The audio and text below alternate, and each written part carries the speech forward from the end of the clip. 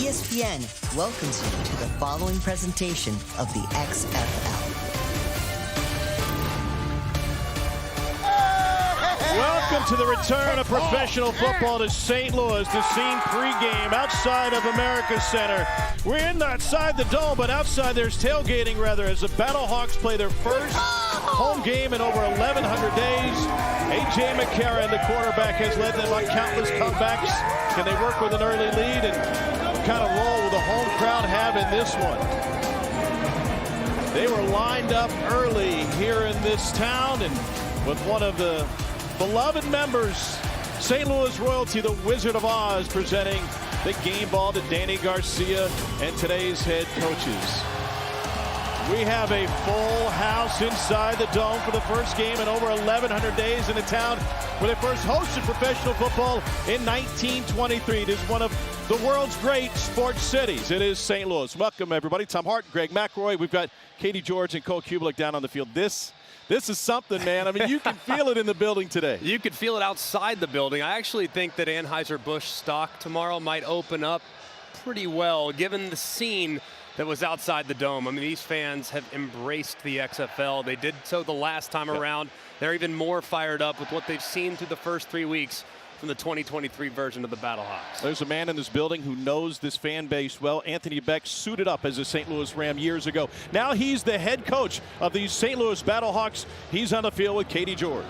Thanks, Tom. Coach Beck, you played in this very venue back in 2008 when you were with the Rams. Yep. How does today's atmosphere compare? There were some holes in the stands back in 2008. We weren't very good, to be quite honest with you.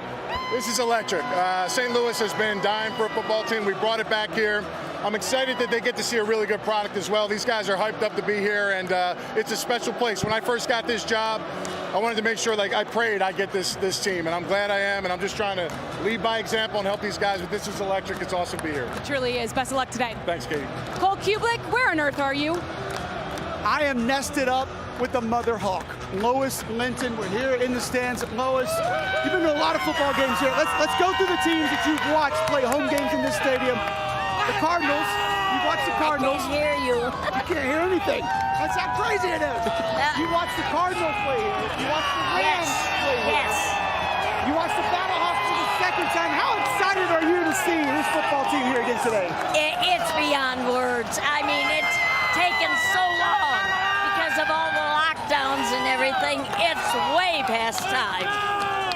What's different about this team this time around? I think they're more devoted than they ever were because they've had that abstinence, you know, and they're hot and ready, and they're going to bring us a winner. Thank you so much. You're very welcome. Lois is here with 40,000 of her closest friends. They have sold every ticket that was available to the public, and they've been pre-gaming since sunrise. Donald Hagman will kick us off to get it started. Kenneth Farrow is back to receive. The kickoff starts at the 30. The teams lined up 5 yards apart at the 35 and 30. No one can move till the ball is touched. And here we go in the loop.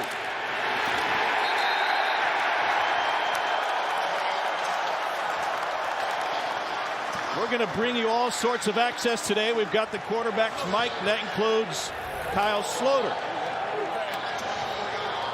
That time with 6 NFL teams. First start of the season came last week in a win against Orlando. Silent one, ready? And you hear already, silent one, going to be on silent count all day with the electricity here in the dome. Davion Smith is his running back.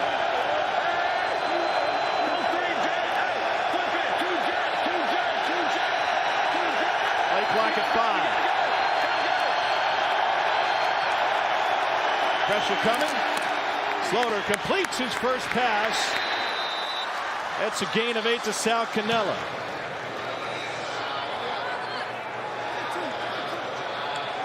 Jonathan Hayes is the offensive coordinator for the Renegades.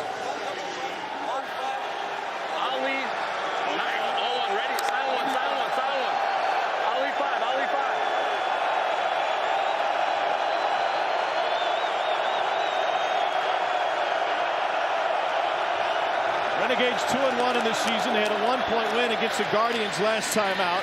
Here's Smith, and it's a first down carry for Arlington. Slaughter getting the opportunity after serving as the backup the first couple weeks, was an all-USFL performer last spring. As you referenced, has been around the NFL, a veteran presence, got good length, solid arm, and mobility that would surprise you. So they're building the offense around him in the run game by featuring their excellent tight end, Sal Cannella.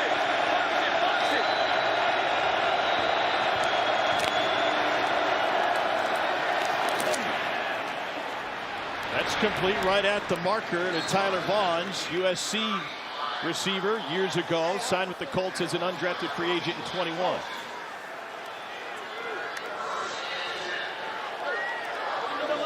Pull two at bubble on one, ready? Silent one, silent one. Pull two, pull two.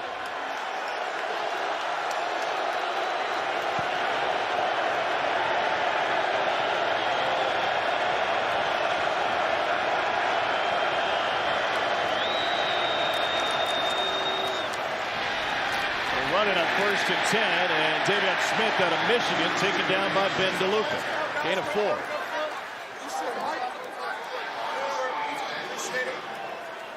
This atmosphere is something that these guys who play major college football or in the NFL have seen before, but they may not have seen it for a few years. Hey, 5-0, 5-0, 5-0. 5-0, that's a protection call, meaning that every offensive lineman is in a one-on-one situation against the defensive lineman in front of them. Linebackers blitz over the middle, incomplete. Willie Harvey came around to put pressure on the quarterback, Kyle Slaughter. Good throw by Slaughter.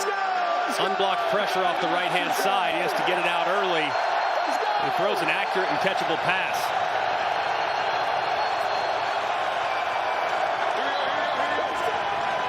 Hey, we got gun double left, 83 scout right, pressure S choice, halfback seam. 83, 83.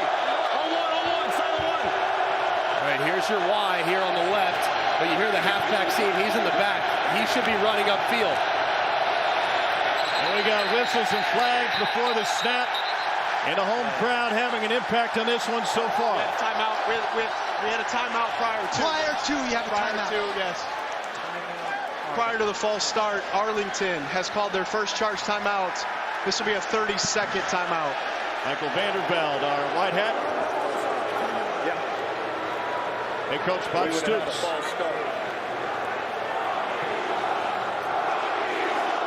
What impact does this environment have? It's so difficult, especially if you haven't done it in a really long time. All your mechanics are completely thrown off, and for guys that haven't played a lot of football together, just 3 games under their belt, an abbreviated spring training camp prior to getting the season underway. 82 Maestro. These are not exactly things that can be built overnight. The chemistry when you're in nonverbal communication is very challenging, so it'll be very difficult for Arlington if this crowd continues to push up the noise the way they have so far. Adrian Killens is a 3rd down back. 3rd and 6 out of the timeout. Here's silent 2 now going on the 2nd. Center head bob. See if he can't. No, now he's changing to silent 1 because he sees the snap counts way too low with only 4 seconds remaining. Over the middle again. That's caught, but short of the marker. Tyler Vaughn's 2nd grab on this opening drive.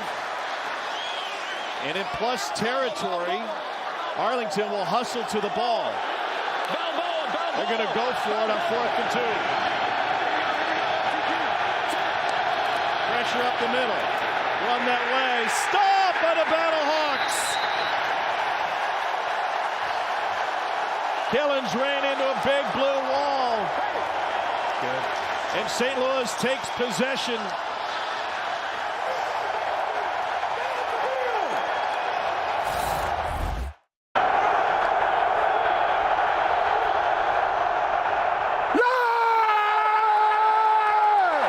Let's go! Yeah! That's Mike Rose, a former Big 12 Defensive Player of the Year out of Iowa State with the stop. And our first look at the St. Louis offense led by 3-time national champion A.J. McCarron. A.J. in veteran player, very accurate, has seen a ton of football and is really playing well these last couple weeks. 180! Wait, son! 4 touchdowns against 2 picks last week. Ryan Hill is a hometown kid out of Belleville West, just across the river, and he rips off 8.5 on his first down carry. Double left, Z-tap, tie, Roman extra. Double out! Bruce Brodkowski, the OC. Roman extra 1. Extra.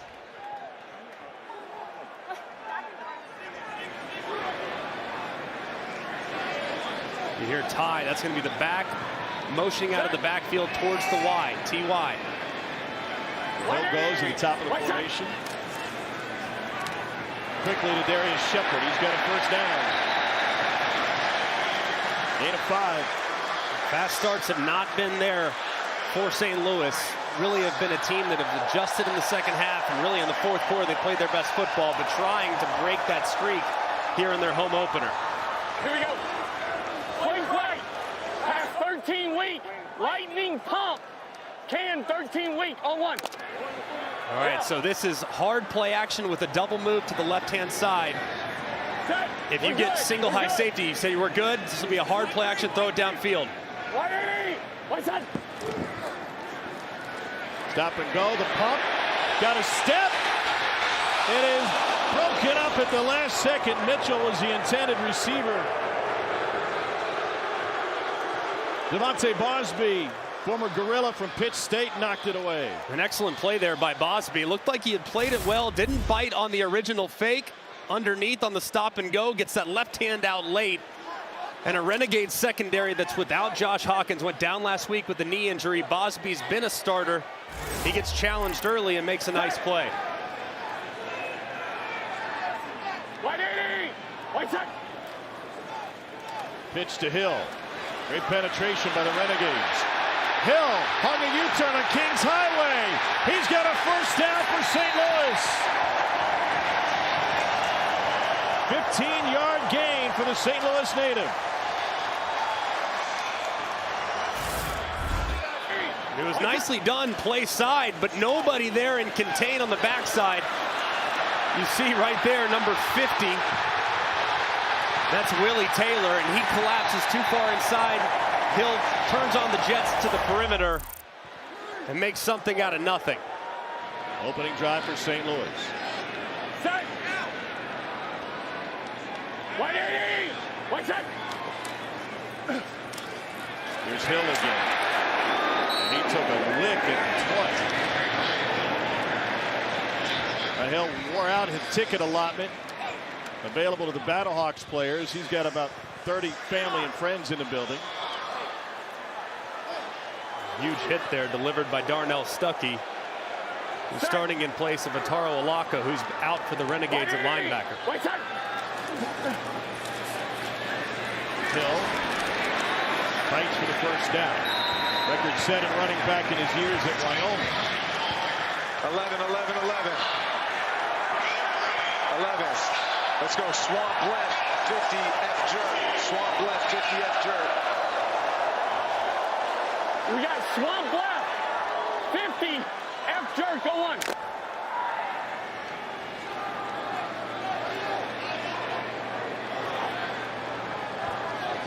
Swap left, meaning the F should be at the top. Have a little jerk route underneath. Should be a nice little option. Potentially running up through the middle. Cannon pressure. Trying to run away from that pressure. And it's incomplete. Austin Prohl couldn't get his hands underneath it. 2nd and 10 from the 15. And unfortunate right there. Great job by AJ extending the play.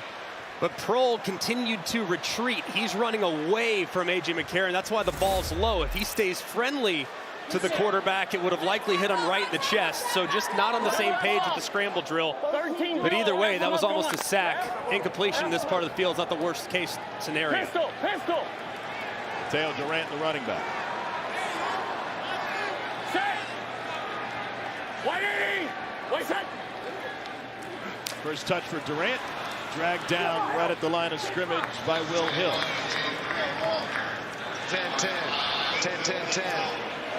Let's go 6 Gin right, 6 Gin right, 50 Chevy, Y shallow. 6 Gin right, 50 Chevy, Y shallow. 6 Gin right, 50 Chevy, Y shallow. Hurry up. So here's your Y. That's Butler. He'll be running a shallow cross across the field right there. They should have a levels concept on that left-hand side. Load. 180. Wait side. Looking for Butler. Came open. McCarron gets it to him near the sideline. Was he a little bit late finding him? He's actually very well defended. Probably could have gotten to him just a touch earlier, but understanding the down and distance. Look, it's 3rd and 10. The field's condensed. You want to give your deeper receivers an opportunity. You have that outlet. You got it all the time. But they do a really good job of dropping way out underneath it. Hey, maybe Butler breaks a tackle and he goes and gets it if you give it to him just a touch earlier. But either way, I think that was a good job by A.J. getting through his progression, finding an open receiver, and making this field goal a little bit more manageable. Donnie Hagman, 3 of 7 on the season.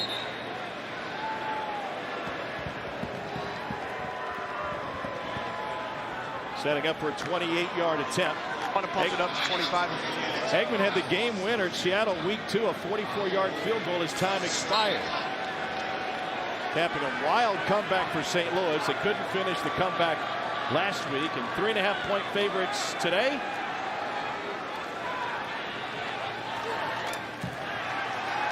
Hagman's kick is good, and St. Louis draws first blood in front of a packed house in the Dome. Battlehawks up 3-0.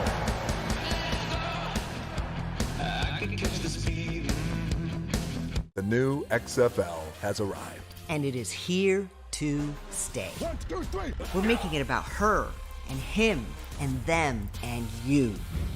It's a chance for everyone to be a part of something bigger. Something that just might be more than football. Come experience the XFL. Don't wait. Get your single game tickets now at xfl.com/tickets. XFL is brought to you by Progressive, the right call to protect your home and car. And Jimmy John's, the sandwich of sandwiches. A lot of Rams ties to this Battlehawks team. Anthony Beck, the head coach, is a tight end here in 08. Roy Glover finished his playing career. Ricky Prohl isn't just an assistant coach for the Battlehawks, but his son's on the team. There's Prohl on the headset. It's pretty cool, man. He's a great player, obviously. His son, Austin, a great player in college and now transitioning professionally. It's a really good group of weapons for St. Louis, and I would say, even though we're only 4 weeks into the season, that was probably their best opening drive so far of the year. So a good start for the Battlehawks. Hagman kicks it away. Kenneth Farrell has a seam, and Farrell taken down at the 30. We've got a flag. Dean Blandino's back in the command center, overseeing all of the officiating league-wide. Number 4 during the return. Holding, we're going to go 10 yards from the spot. Pre-game, here's your access. We take it to some sights and sounds. During the return. Look at you with this. This is pretty sweet. How about that? I love it. That's all your tweets going out. That's what it is. Hey, you know, whatever I can get. And I told ownership, like, maybe commission check or something coming our way. That's right. Football's back in the loo, baby. Let's go. Hey, show this country why y'all the best fans in the world. And this is what we've been waiting for right here, fellas. Send 50,000 people home sad tonight, fellas. Kyle Sloter looking to become public enemy number 2 right behind Stan Kroenke here in St. Louis. Davion Smith with the touch. And he stumbles through for a few. Moments ago, Cole Kublik caught up with the Renegades quarterback.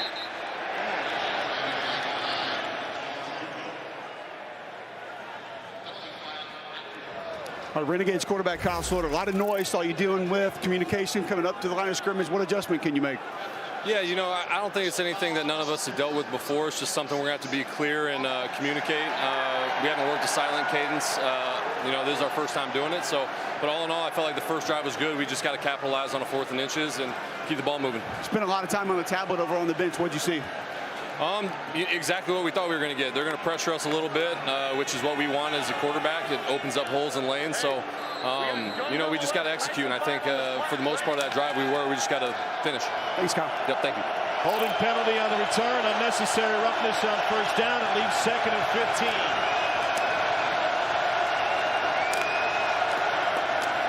Play action. Pressured. Slaughter finds an escape hatch. And a pump fake gets him a couple more yards. A 10-yard scramble. 3rd down coming.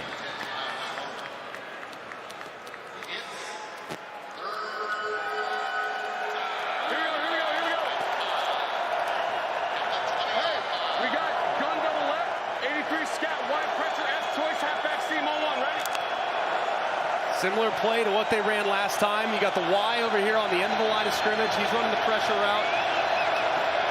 He's going to run up and out, and then you're going to have the back run underneath on an angle.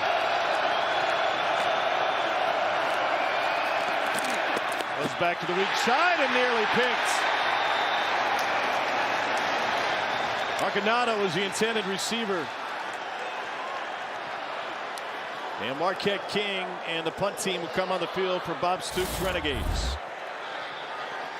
Another pretty accurate throw by Kyle Slaughter, and one that should have been brought in by Van Der Esch over the middle. You're good.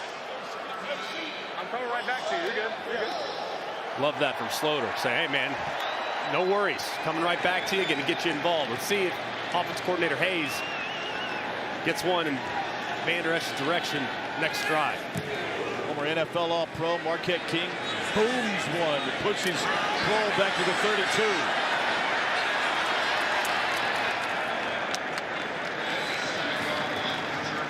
'58-yard punt, 16 yards on the return. A.J. McCarron and the Battlehawks under the shadow of the arch here in St. Louis, back out for the 2nd possession.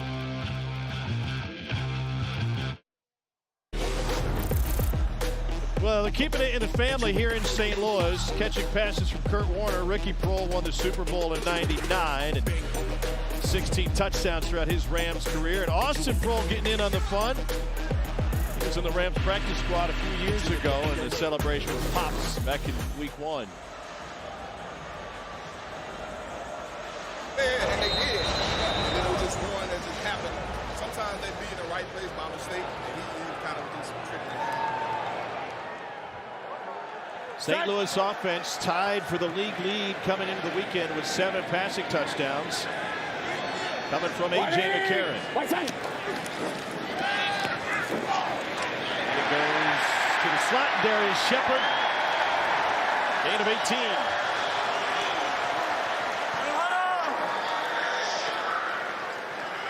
Hey, 19 Springer alert auto. Point right back. 19 Springer alert auto. Pistol. Pistol. Set. We're good. On the left here. 180. White side. Brian Hill dances through to pick up 6. Pre-game, Austin Proehl caught up with Renegades head coach Bob Stoops. Thank you, Coach. Love watching you play. Thank you, Coach. I got a son at OU that no, hey, I love watching your son play. That was all right. I love watching your son play. Yeah, for well, real, you do a man. heck of a job. I appreciate you, Coach. Okay, good luck. Tell your son, I want to get in touch with your son, though. All right, Drake, so if you're watching today, open up those DMs because you got a guy that you like and he likes you. Want to talk ball to the outside. Here's Hakeem Butler. Butler tied for 2nd in the league with 3 touchdowns. Trying to get Butler involved early. He's the clear mismatch. They've lined him in the slot some. He plays that Y position when they're in 10 personnel. He's kind of in the form of a Jimmy Graham, if you will, where they'll isolate him, and if he gets one-on-one, it'll go in that direction. If not, you work away from it because he is a major issue for every opposing defense. Battlehawks living in plus territory here in the first quarter. 180. White side. That was Proehl in motion. Hill taken down in the backfield. Renegades with great penetration from Willie Taylor. Courtney in there as well for a loss of 4.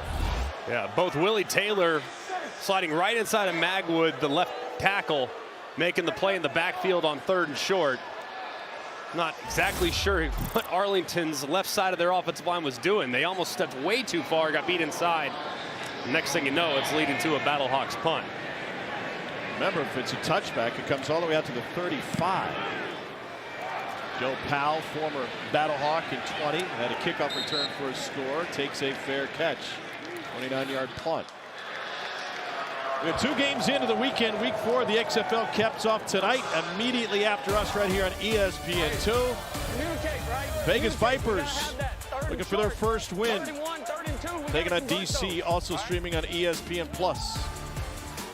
A win for DC last week. Now 3-0 after knocking off St. Louis in front of a rowdy crowd at Audi Field. Cole Kublik, what do you got? Jared Jones-Smith is suspended. That's why Eric Magwood playing left tackle for St. Louis. And I can tell you this, it was a pointed conversation down here on the Arlington sideline pregame of who was going to get the go at left tackle for St. Louis. And Cole, they almost just like completely whiffed on the left side on 3rd and short.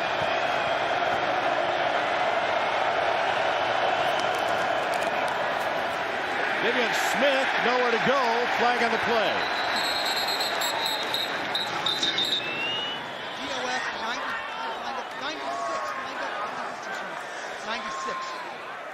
Laquel London. Defense. Offside, number 96. Defense, 5-yard penalty. Still first down. This crowd is incredible. All over the officials. They're giving the Battlehawks a home field advantage, and they force the Renegades to go silent count much of the afternoon.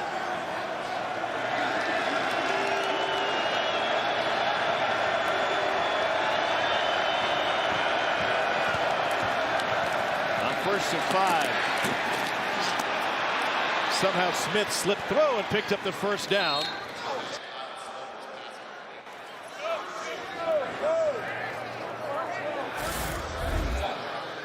Pocket collapse. It was a good job by Sloter just hanging in there.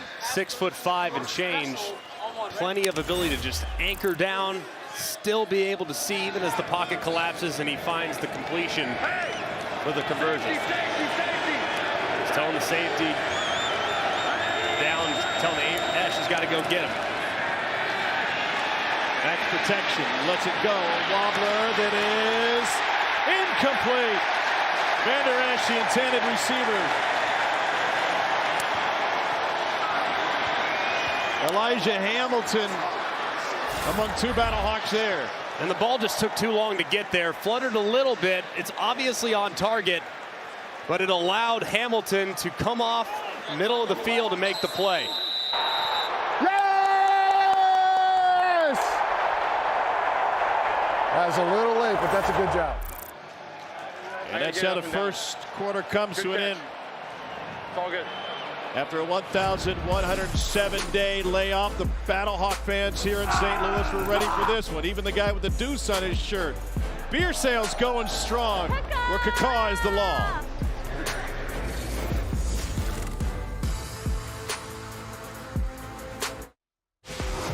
Great history of professional football here in St. Louis. You can go back as far as you want. Pro Football Hall of Fame provides these. St. Louis All-Stars in 1923. It was before the Dome. The Gunners were here with some sweet unis in the mid-30s. And the St. Louis Football Cardinals, who play most of their games at Busch Stadium. Before Dick Vermeil led the Rams to a Super Bowl championship. Ricky Prohl jerseys in the stands and the man himself on the sideline. We start the second quarter here. A couple of 2-1 teams. The XFL is a 10-week league with a 2-week playoff.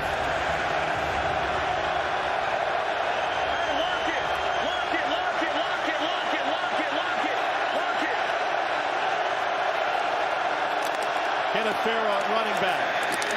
Sloter to the slant, and it's dropped.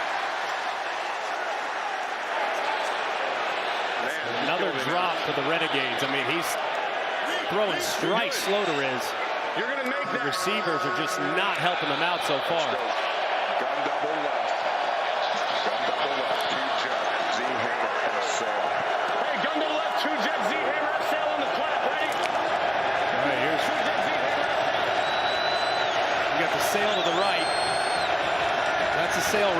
could be working in that direction with this one high look.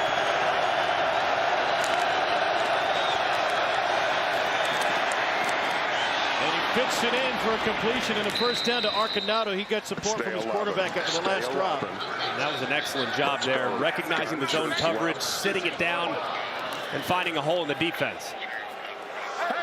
Hey, we're going trips left off, pull 2 at bubble on the clap. Ready? Hole 2 should be a handoff inside to the right. If anybody comes off the left-hand side, you have a bubble with the slot receiver up top. This is Farrow. And he is bottled up and swallowed up by LaCale London. Jonathan Hayes is the offensive coordinator. Let's go gun double right, 2 jet Y Hank. Very simple concept here. Y Hank. This is read number 1. Here's the curl route, and you have that to the right. Read it inside out and away from rotation. But rotation's right, so you might have to work back to the left. Tight end's there. To Canella. Squirts free for a couple. He's got a 7-yard gain. Could be a situation here. The 3rd and short, struggled on 3rd and short earlier. I might go play action. Might go with the play action and see if I can't squeak someone out in the flat. Killens was a late personnel addition. Empty backfield.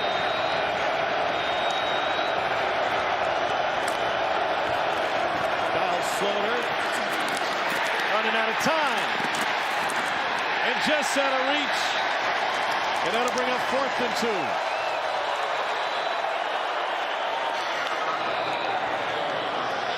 2. Really well defended there by St. Louis's defense. Excellent coverage. The protection was good. Sloter just had to buy a little bit of time. And as he retreated to his right, just a little off the mark. And he's talking about the tight end on the corner. The guy covering the tight end fell down, and because he was looking underneath short yardage, he didn't get there. Here's Austin Kroll. Fair catch. Taken at the 14-yard line. 38-yard mark. May have been an afternoon to take the under. That number's sitting there at 37. The XFL gets you closer to football than ever before, where anything could happen. On 4th and 15. Week 5 of the XFL kicks off Thursday on ESPN, continues on FX Saturday, and wraps up Sunday on ESPN2. It's been an emotional week for the St. Louis Battlehawks players. They learned late in the week that assistant trainer Ben Siegfried, in his first year as a trainer after a playing career at Lebanon Valley College, tragically lost his life. Ben worked not just with the Battlehawks, but at the XFL hub in Arlington, also with the DC team. There was a moment of silence before the game. You saw the images there. And Katie George, there were some tears shed on that St. Louis sideline. Yeah, there were, Tom. And as you could imagine, this group is certainly hurting. It's been difficult grappling with such a loss. Ben was a former D lineman who just got done playing college football, so he was able to relate to players better than most. Anthony Beck told me pregame that Ben's mother, Lauren de Blasio, actually addressed the team yesterday before the group went to the airport. Here we go. Coach Beck said it meant a great deal to him, his staff, and the players that she was willing to speak to him. Ben meant so much to this program, this organization, and he certainly will be missed. It's just hard to think that they're trying to play football right now. Bring your faults. Hey, y'all do this. Bring your faults. A.J. McCarron, the Battlehawks QB. And Brian Hill fights for a couple of yards.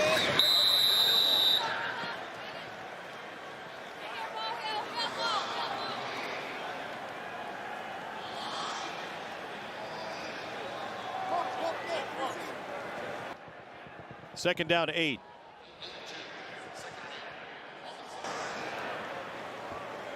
Yeah, jet ball. Set. Wide 80. White side.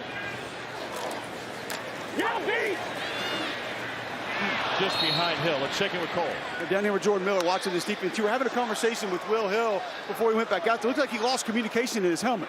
Nah, so Will, the coach was breathing real hard in the microphone, so he thought it was way too loud. So he told us to turn it down or something like that. So that's why I was freaking out.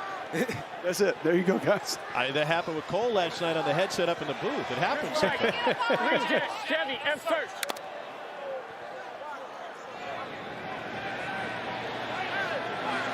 Height. Set. 180. White side. St. Louis 0 for 2 on third down today. Deep over the middle. It is bobbled but caught. And then let go. And that's going to be an incomplete pass to Hakeem Butler and a missed opportunity. Dean Blandino, the command center. So I'm looking at control. Does he take a couple of steps as he goes to the ground? They've got him going to the ground. Let me know, Dean, on that. Yeah, we're looking at it. Yeah, I'm on the far handheld. That's what I'm looking at. Fair. We're ready to snap. I'm clearing him. Yeah, we've got him. We're good. We're clear. I've got him going to the ground. Ball came out. And just like that, no time needed to confirm from the command center it was an incomplete pass. Here's Joe Powell. Powell takes it into St. Louis territory.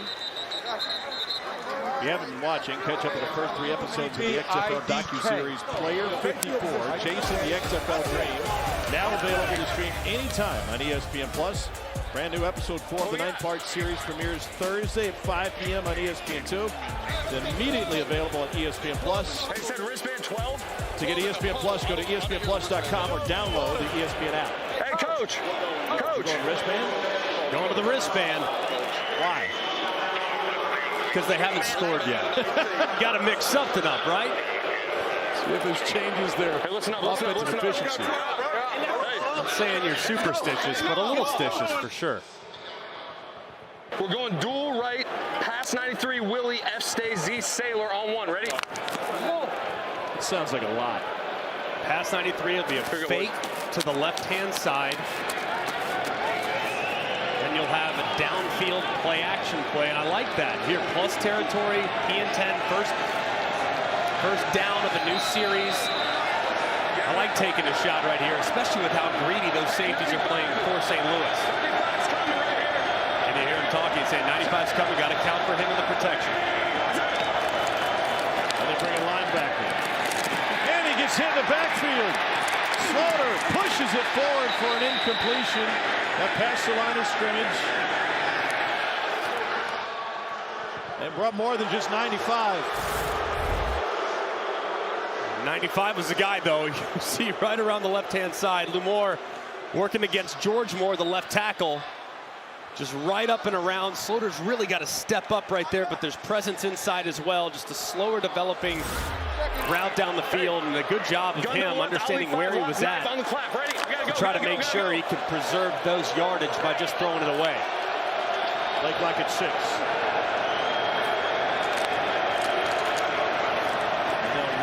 Second down. Davion Smith picks up a few.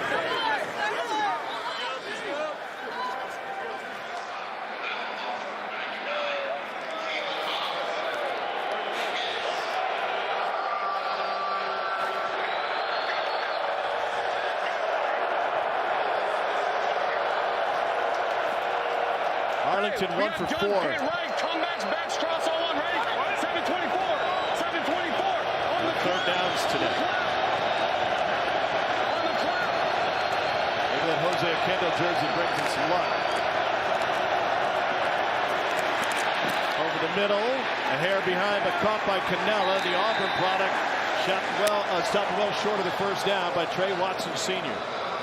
Didn't like anything downfield on the comebacks. Thought he got out of it just a little bit too early, but was well covered by St. Louis defensively, obviously setting up 4-down territory.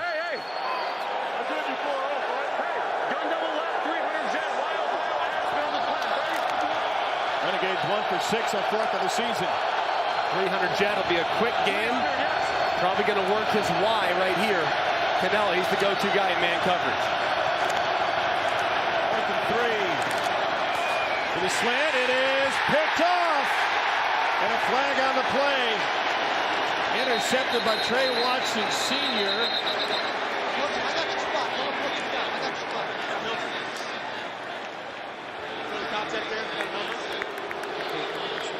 Dean Blandino, the command center. That was not. Because if they have DP. It is a question on that. Did the ball get tipped too? Look at my. There's a couple questions on this. Handheld. I've got a finger. It looks like it touches the ball. It's pretty close. Yeah. Anthony, Dean's looking at it right now. Okay. What number do you have for the foul? You got number what? We got a tip. We got a there tip. Is no foul we got a tip. Good. Yep. There is no foul for defensive pass interference. The ball was tipped. It'll be first down, St. Louis. They already got their fan unis in the crowd. A St. Louis takeaway. Trey Watson, senior, gets the Battlehawks the ball back. And it was tipped right there at the line of scrimmage by Carson Wells, deflected up, and the Battlehawks defense stands again.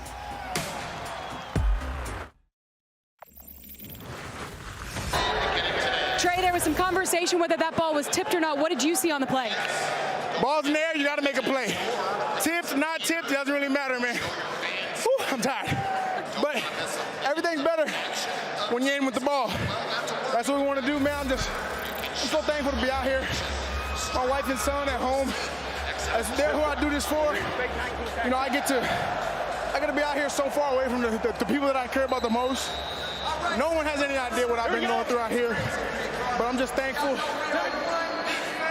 Ain't nothing better than playing this game. Ain't nothing better at all. 40,000 people who care about you who are here today. It's a good problem to have on defense, though, with that crowd noise. What's that been like working through as a group? It's been amazing. This is how football is supposed to be played.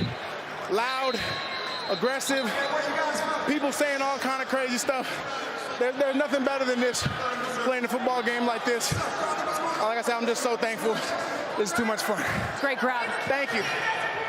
Trey Watson, senior, with the interception, had football taken away from him last year in the CFL. After 4 games, he was one of the best players for Montreal.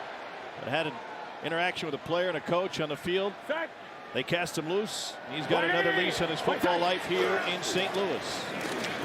A.J. McCarron over the middle. And that'll be about a 9-yard gain to Darius Shepard. Second consecutive catch for Shepard. They'll say it was good for the first down. Duo even. Pistol. Duo even, a little handoff to the right-hand side. So if even's to the right, what do you think's to the left? I'm going to say odd. I think that's a fair guess. Public school education and everything. 180. White side. Here's Brian Hill. From just over the river in Belleville, Illinois. Multiple flags on the play.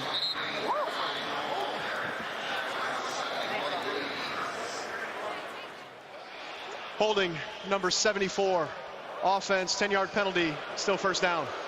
Steven Gonzalez out of Penn State. 3-time all Big Ten performer with the Nittany Lions. Hey, dummy. Einstein. Jim Wright, tell Todd, check with me. Einstein. All right, Einstein. Einstein, I'm thinking, hey, quarterback smart. I don't know this for sure. Quarterback smart, let him call it at the line of scrimmage. That's my guess. We'll see. 180. What he said? There he is. Now he's surveying. Now he'll make the call. Shade. Hey, go 50. Shade. On the protection, the play, the route combination is Shade. Going deep again. Overthrew, and he's picked off. It's Joe Powell, the former Battlehawk. Powell to the 30. Finally forced out of bounds, and the Renegades with the biggest play of the game so far.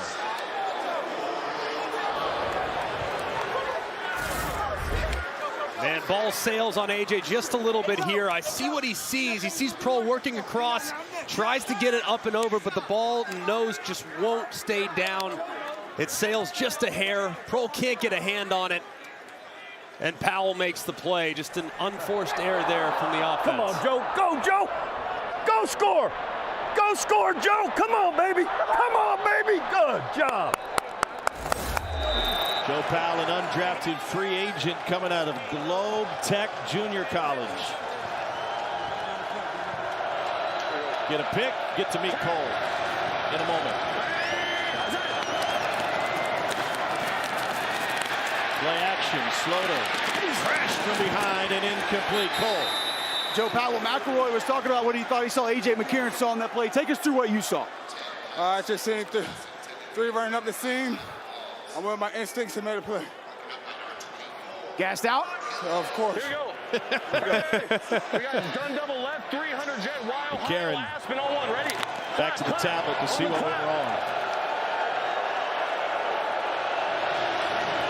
You know, Wild Ohio and Aspen. Aspen has been double slant so far there, but I love the Ohio up top to Canella.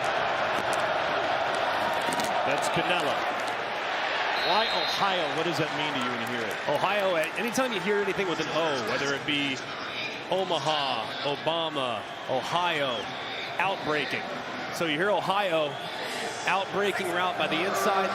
The outside receiver runs a fade. If you have one-on-one with press coverage, you can take the fade. But usually against soft coverage, you got that stick route.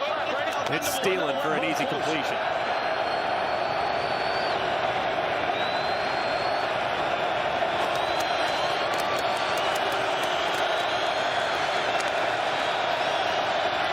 Third and 6. Wheel route open but incomplete. Over the top of Damian Smith.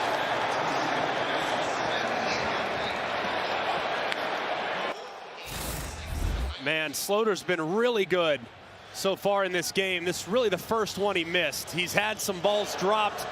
This time he has Smith wide open on the wheel route, just overthrows the running back, but that would have been an easy conversion, and really the first time he's been off the mark today.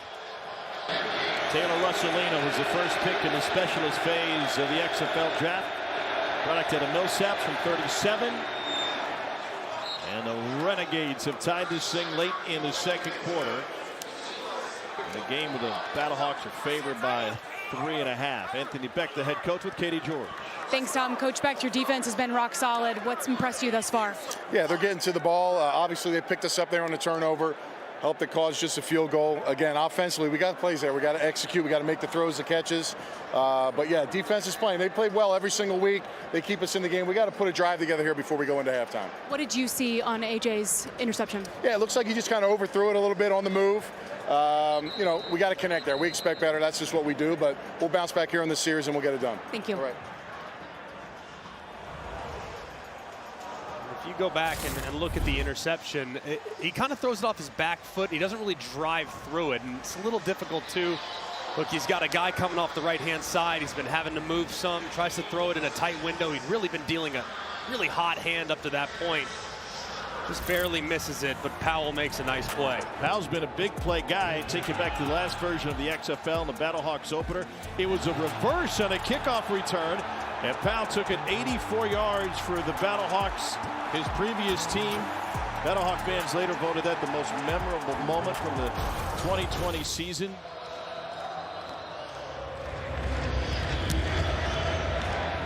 Darius Shepard from the 10. Blockers can't move till the ball is touched. Shepard still on his feet. And he finally gets dragged down at the 32-yard line. An opportunity here for Bruce Gradkowski, the offensive coordinator, get his quarterback back on track. AJ really played well in the first 25 minutes of this football game. Missed one throw, nothing to be ashamed of. It happens to everybody. Now, how do they get him back feeling comfortable? F lasso, 14 Willie, X spot. See, 14 Willie X spot, I like that. X spot's a really quick route at the line of scrimmage. I'd throw it no matter what, regardless of what the look is, because I just want to see that completion get feeling good again. 180, 110. Handoff for Durant. Record-setting runner at Duke. Let's go. Bunch left tight, Yak, 19 Wanda. Bunch left tight, Yak, 19 Wanda. Here we go, here we go. Bunch left tight, Yak, 19 Wanda on one. Yeah, pistol. Be a motion away. The Y will go to the right, but the run will be coming back to the left. 180, 110. Durant again, and he's able to pick up the first down. Cole Kublik. Here with Renegades right tackle Garrett McGinn. A really cool conversation. The official came and found you after the previous series. What did he tell you? He was just telling me to get up on the line of scrimmage a little bit. You know, we're throwing the ball a little bit, airing out, getting off the line of scrimmage a little bit. So he's just telling me to scoot up, make sure that my head is cracking my center's hip. So part of that, your stance when you're in pass pro, you're back a little bit further, so you just need to scoot up more. Yep, so in pass pro, typically my chest is a little bit more back, so my head's off the line of scrimmage. So he's just telling me to make sure my feet are compensating first. So when it's a run game, chest is a little bit more forward, trying to come off the ball and get momentum. There you go. Typical Cole just trying to squeak an offensive line interview in there, right? I mean, just doing the dirty work. He's got his priorities. This is Hill on the reception. Speaking of priorities, fellas, there's some issues with the video down here on the Renegade sideline. So apparently trying to make a move for St. Louis to have their video shut off if they're not able to download their plays. Oh, are you saying that there's some conspiracy theories going on? I'm just letting you know that there seems to be an issue downloading plays on the Renegade side, and it's been brought up that St. Louis couldn't have the advantage if they can't get there. I think that's reasonable. Set. 180. One set. Second and 4. You know, the Eli Drinkwitz Missouri team will play a home game in the Dome this coming fall. Years ago, 12. their play calling capabilities got broken up in a game against Iowa State, so neither team used the phone, and from ever on they played for the telephone trophy. We've advanced past telephones to tablets. Yes. Soon we'll just have holograms on the sideline of what defense they're running. I think probably by 2025 we'll have that. We've hit the 2-minute warning in a low-scoring first half. Hope you took the under. First half under's going to cash. I didn't get him.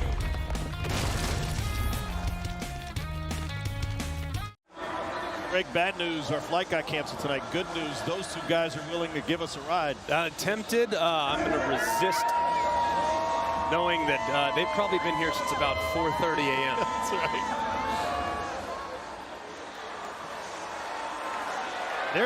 They might not win the game, but I think St. Louis is going to win the party today. They own the party. Mother Hawk going to make sure of it. No doubt. St. Louis has not converted a third down yet today, 0 for 3.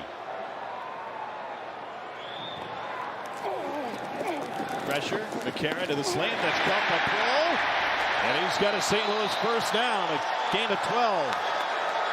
It's a great route by Kroll. Good job by A.J. McCarron sitting in there, knowing exactly the matchup you want. You have a slot receiver with some cushion.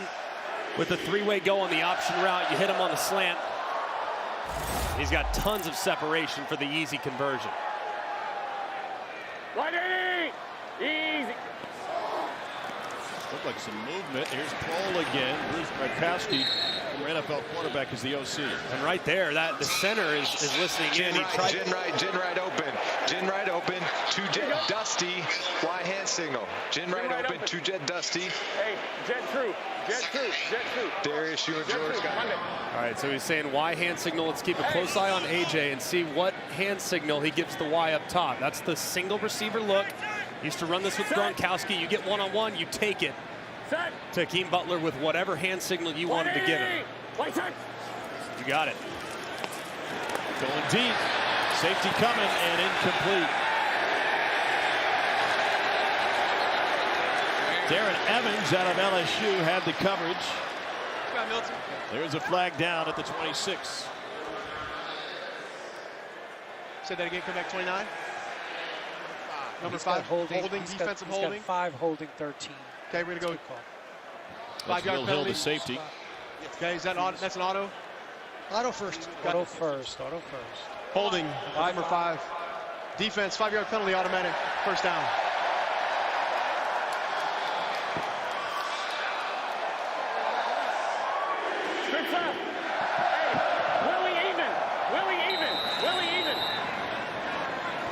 Battlehawks came in third in the league in passing yardage. McCarron just 9 of 14 for 72 today. We'll hand off to the right. Have good numbers. There's nobody on that right side of the offensive line. You're running against safety. Should be a big play here. Hill stays up the middle and gets greeted immediately. Maybe a gain of 3. Darnell Sankey.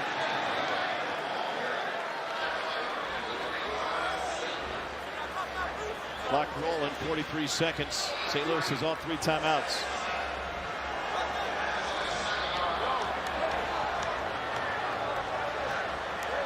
Anthony back toward Katie George. Would love to get a score before he hit the locker room. Got it. Keep Dusty. Play clock at 2. Pressure from the left. McCarron lets it go deep. Caught. Touchdown, St. Louis. Darius Shepard.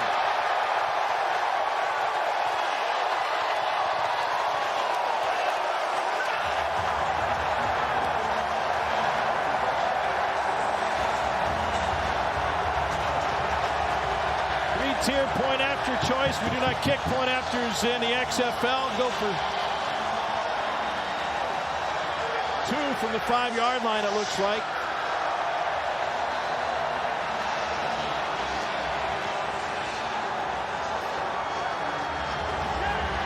We only got the choices are 1, 2, or 3.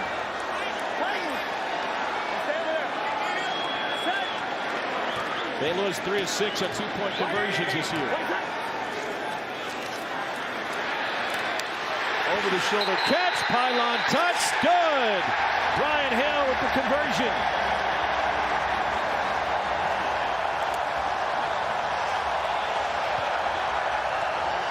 You talked about the hand signal with McCarron and his receivers. Thing of beauty. Great job by A.J. McCarron. Unbelievable 2-play sequence. Look at the hand signal. He's going to look to his left.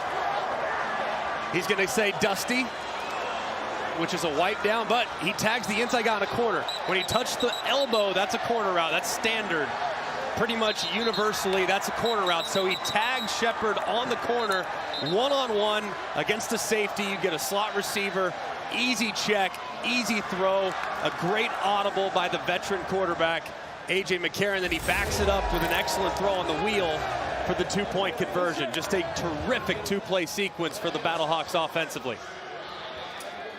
Slow start for the Battlehawks offense. Cruising now. McCarron 10 of 15. Donald Hagman will kick it away. The kicker is back at the 30-yard line. His team is up at the plus 35 with the receiving team at the 30. Nobody can move until the ball is touched by the receiver. That's Adrian Killings. Battlehawks will have the ball to start the second quarter, or probably second half as well. Killings from the 1. Got a seam. And finally taken down by the kicker. Katie George is with A.J. McCarron. Thanks, Tom. A.J., heck of a response. What was your mindset after the last series? Just keep playing. I mean, it's part of the game, right? Turnovers is going to happen. Just keep plugging along, keep doing what we're supposed to. Everything can work out. You touched that elbow. What does that signify? I can't tell you that. Tell him we know. We know. Greg McElroy in the booth says he knows. He knows. It's a great check. That's old school Bama. Great check. Well, we appreciate it. Thank you. Thank you. Nice throws. 6 seconds left in the half. This home crowd giving something to cheer about. Battlehawks up by 8. Smith taken down, and that will end the first half. We've got plenty of halftime coverage coming your way with access inside both locker rooms with Cole and Katie. And this crowd fired up inside the dome in St. Louis.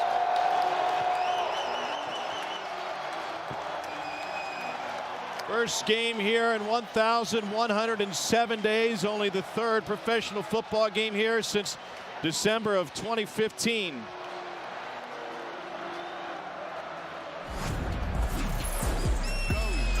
Renegades and Battlehawks, 2 teams with their eyes on the playoff.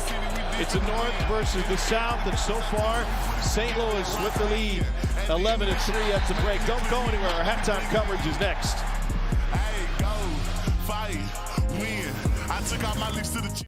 When I looked at AJ, I said, here's a guy that's played at the highest level in college, won 2 national championships, went to 3 of them. 180, White Sox. Led some of the best players in college football. Gets drafted, goes to the NFL. I said, man, this guy's got to be hungry. We got snug right, 300 jet sticky on one, right? Yeah, I think you always got something to prove, to be honest with you. You got to believe you're the best out there. And the competitor I am, like, I want to go out and win. 180, Whiteside. Every waking second that he came on board with us, he has been immersing himself. He's bought in, and he is all about it.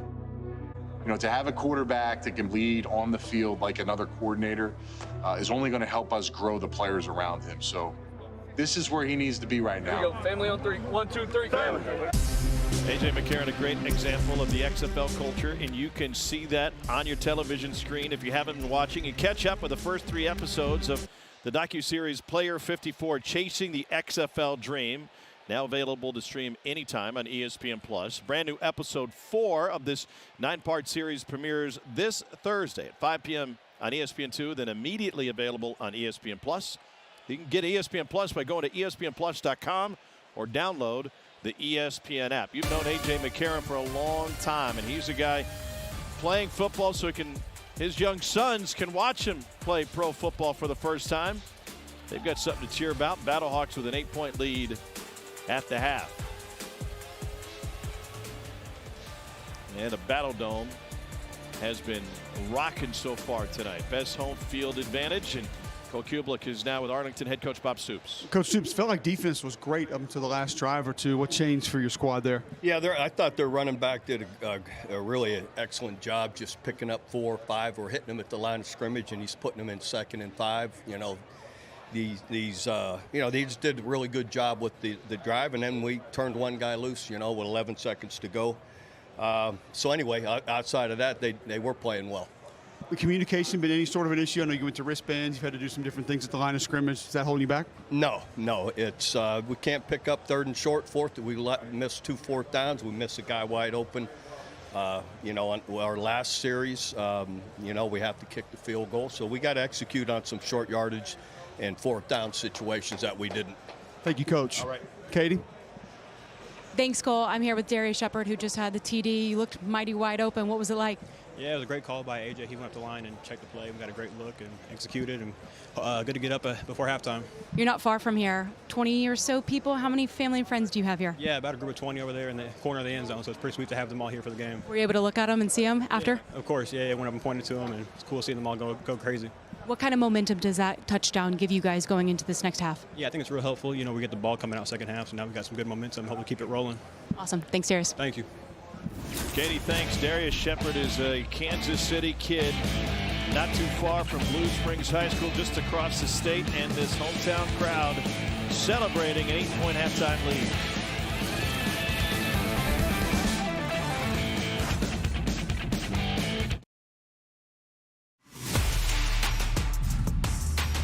This is a chance for a second chance. Rediscovered, revitalized, reborn.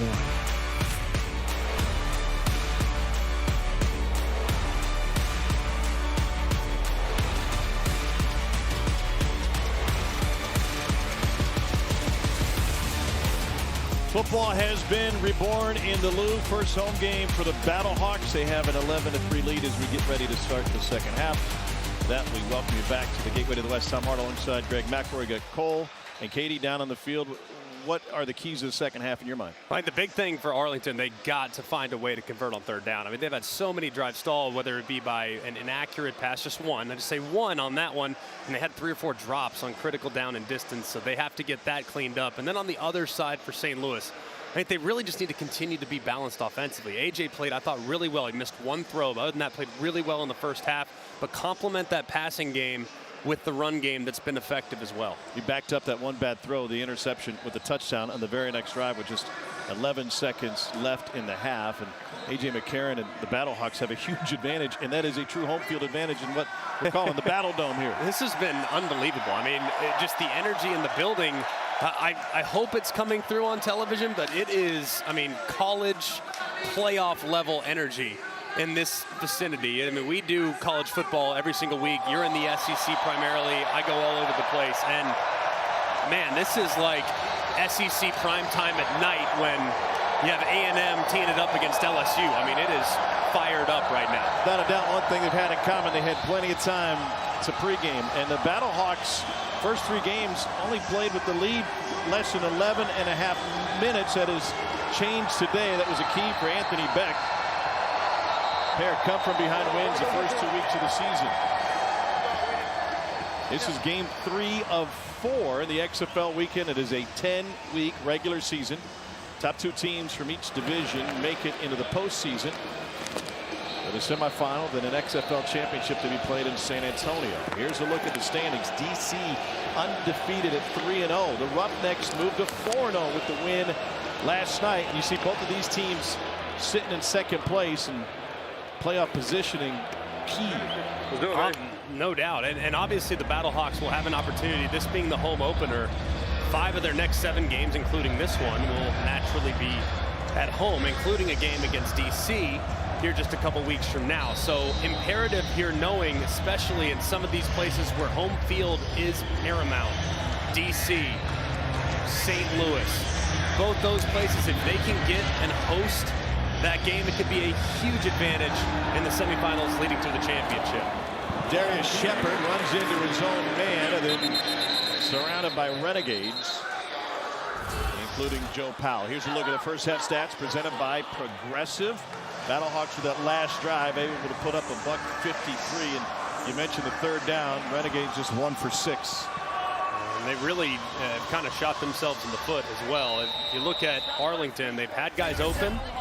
Their quarterback, Kyle Sloter, I think has played pretty well, even though the stats wouldn't necessarily reflect that. His receivers got to help him out, though, man. Way too many drops in the first half. 180! White side! A.J. McCarron, 10 of 15 into the out route, complete. And inbounds is Darius Shepard. From across the state in Kansas City, played his college ball at North Dakota State. South right, F-fly, Wanda, odd. On 1, right? Wanda, What's odd. the Wanda? Well, Wanda is a handoff to the left-hand side. It's kind of an outside zone to the left-hand side. Hill found another hole. That's a first down run. Bruce Gradkowski, the OC. Let's go Trump right, 19 Wanda Bragg, Trump right, 19 Wanda Bragg. Wanda odd, Wanda odd, Wanda odd. Same play, this time from a shotgun alignment. Set. 180, white side. Hill again, and he ducks inside and ripped off another big one. That'll go for 9. If I were Bruce Gradkowski, I'd keep running the same thing. That's safety to the left-hand side. Joe Powell's still 12, 13 yards deep. He's got to come down and run support. Trump right leg, Trump right leg.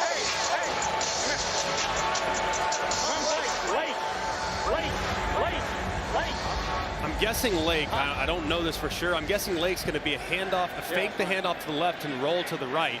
River would be to the other direction. Lake, I'm assuming they might go with a bootleg here to complement that run game. Going to the screen, and it's batted back in McCarron's face. Good penetration by Devontae Lambert. Lake, make a note of that. Lake and River, I'm assuming, are their screens with the St. Louis offense, and a good job inside, anticipating pressure, almost getting the deflection and almost getting the interception there by Devontae Lambert. The big fella almost pulled that one in. Third down, 1. Got to think you're going to run that 19 play to the left-hand side again. Durant touched behind the line of scrimmage and taken down for a loss of 1. And Joe Powell in for the stop. And they will punt it away. Got to wonder, I mean, you have 3 straight runs to the left. The Wanda play 2 times. And that time you opt to run to the right. And unfortunately for you, T.J. Barnes at 6'6", 370 pounds is lined up on the right-hand side. I think if you're going to try to run short yards, you got to run away from the near 400-pounder at defensive tackle. Stephen Hoffrichter used to kicking in a dome, played his college ball at Syracuse, 2-time All-ACC performer. Joe Powell on the run. Flipped it first and then blasted short of the 30.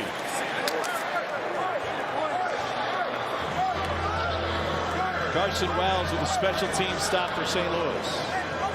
Tomorrow on ESPN, it's an NBA doubleheader for you. We start with Memphis taking on Dallas.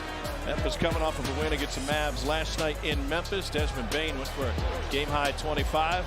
Then after that, the Suns and Warriors. Golden State with an OT win last night against the Bucks. Steph went for 36. Coverage starts with NBA Countdown at 7. We're at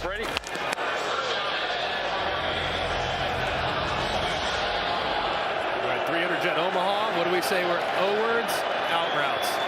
While they work the short side or the left-hand side, quick out route to the top. Nearly picked. Whittingham with the catch. Let's go. Gun double right.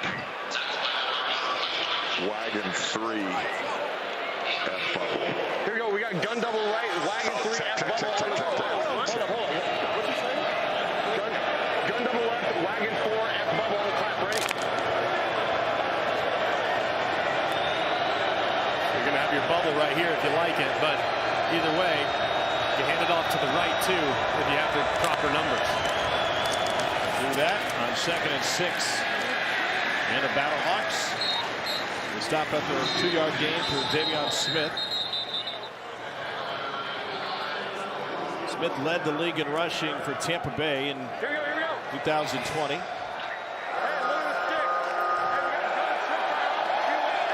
Anthony Beck reminding him it's a 3rd down. Crowd has played its role. Arlington 1 of 6 on 3rd down today.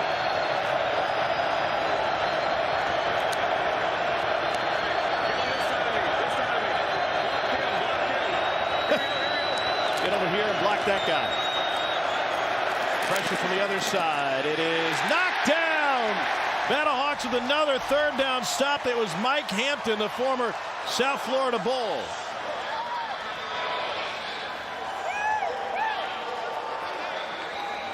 Sloter takes a big hit, but if he has full roll protection, keep on the move. I mean, he stands and stops, which means the unblocked guy on the back side, he's going to hit him. If you just continue running that direction, you have more time, and you probably can get it up and over the defender, but there's not enough room there on the right hash with the sprint right action. Marquette King to punt it away. Austin Prohl will let it hop and then took it. Kind of forced into returning that one. Came right to him. St. Louis 3.5-point favorites, leading by 8 early on in the 3rd quarter. Just dropping.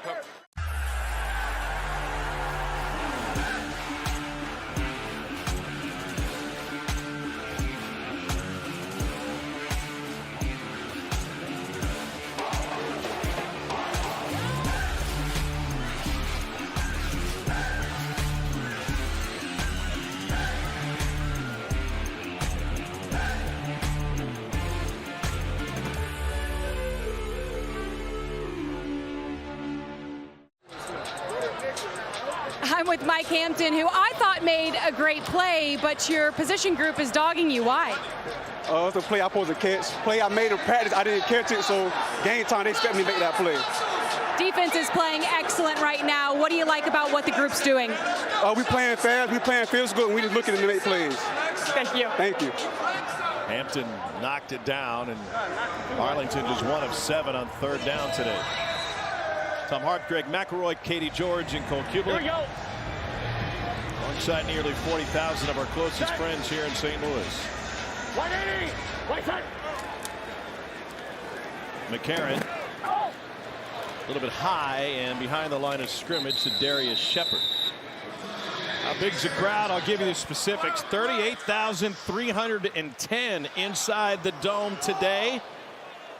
And they are witnessing an incredible atmosphere and a great game. And they're so fired up, Greg McElroy. There are rumors that they're running low on beer. The good news is the brewery's just down the street. They can make more. I'm not concerned about the availability of barley and hops here in the Gateway City. It is a new Spring League attendance record, 38,310. And what a great reminder. If you like this scene, there's so many opportunities for you to go out and catch an XFL game near you. It's such a great environment. Everyone's so into it. And honestly, you play in a lot of venues that are very intimate. It's a cool scene to be able to interact with pro football the way the XFL has done it. It's really been a joy to cover here in the first month of the season. Set, tighten. Tighten. Battlehawks haven't been great on third down either. Right side. Needs 7. McCarron finds 7. That is Hakeem Butler. Will take it for a total of 11. Played his college ball up at Iowa State. He's got 2 100-yard receiving games this season. And with the amount of separation that Butler got working against the safety, thought there might be an offensive pass interference, kind of extended that arm to create a bunch of cushion as you see the safety go flying working against the 6'6" Butler. Stoops working the official on the sideline. He wanted that shove too. Well, he can challenge it. Yeah, how bad do you want it? In the XFL, each head coach can challenge at any moment, any call. McCarron on the run. We get 1 challenge a game, and this is good for a first down and rumbling room for Stephen Mitchell out of USC. 21-yard gain. Tight yak on the ball. Bunch left tight yak. Fake 18 taxi, make it left. Bunch left tight yak. Fake 18 taxi, make it left.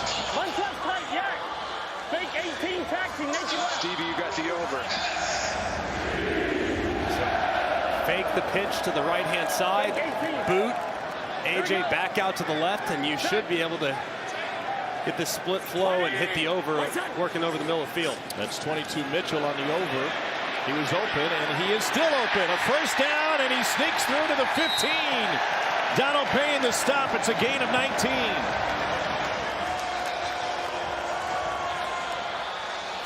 On their feet in the low. You just see so much flow action from the Arlington defense working against the run. It's a great call by Bruce Gradkowski and an excellent throw by AJ. A nice run after catch too by Stephen Mitchell. Live line, Caesars has it. St. Louis given 14.5. Up 8 right now. They'll knock it on the doorstep. Here's Hill. Brian Hill into the end zone. The hometown kid with a touchdown.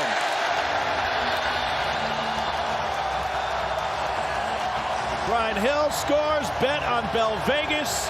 And the Battlehawks extend their lead.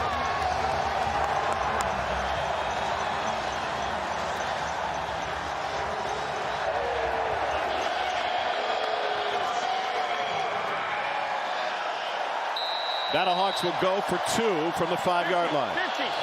Double wrap. Into right. Double wrap. Right flat.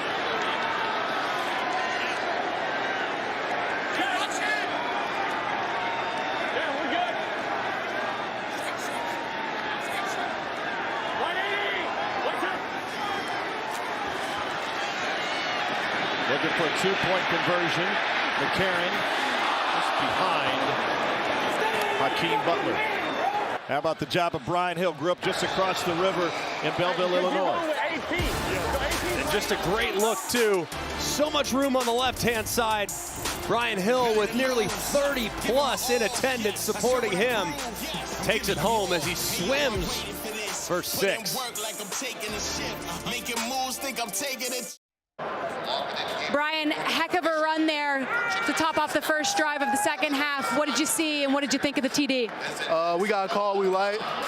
When I got into the line of scrimmage, I saw a front that we liked. I just had to press it. They explode through. I did my stuff, and one-on-one with the safety, I had to make him miss. It's been a long time since you've played near your hometown. What's this like? I haven't played in front of my family and friends since high school, so this is great. And I graduated in 2014.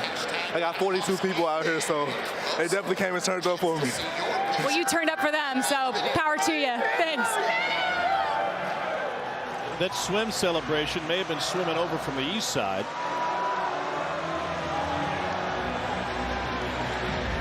Born in East St. Louis at a Belleville West High School, where he led the Maroons in rushing. Kenneth Farrell from the 2.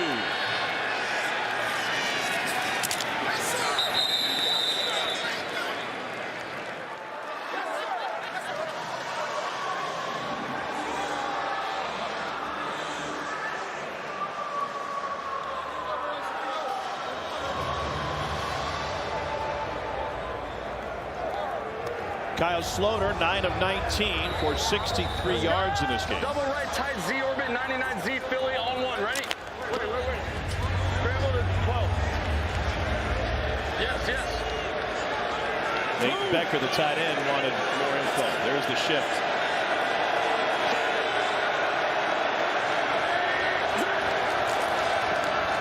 And a jet sweep. Monty Payton picks up 8. There's a flag on the play. Payton, an SEC product, Mississippi State, and then Tennessee.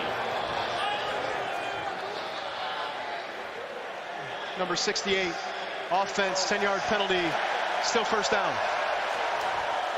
This is week 4 of the XFL. Still 1 game to go. Vegas will look for its first win of the season. They'll have to deal with a rowdy Audi Field crowd. They're at DC, home of the Beer Snake and the Lemon Drops. DC has scored the 2nd most points in the league coming into their game tonight. Following us here on ESPN2, also streaming on ESPN+. Imagine the length of a beer snake in this dome.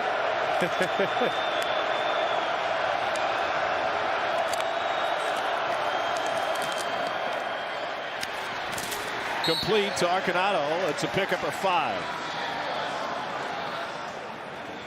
Really important here for Kyle Sloter and the Renegades offense to get something going. Make this 3rd down more manageable. Try to get half of it back right now. Wagon 4 on the clap. Ready? Wagon 4. Wagon 4. Hand off to the right-hand side. They get half of it back. Set up a more manageable 3rd down.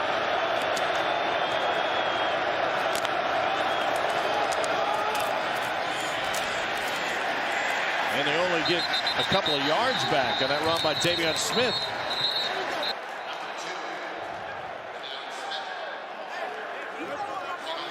All Big Ten runner when he was at Michigan.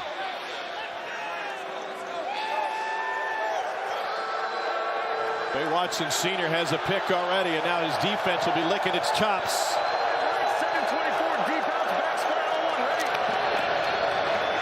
3rd and 13.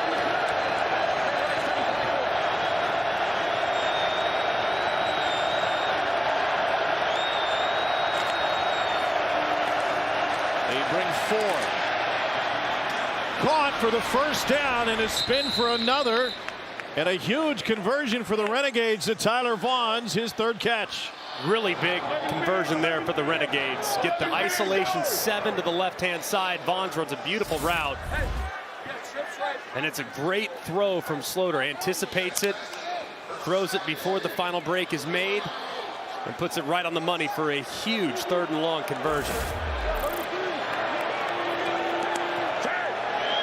Biggest game for Arlington today. Extra tackle. Willie Beavers in on the right side, over the middle. Too strong and picked again. Battlehawks come up with it with a chance for a return for Nate Meadors. Start the party in St. Louis.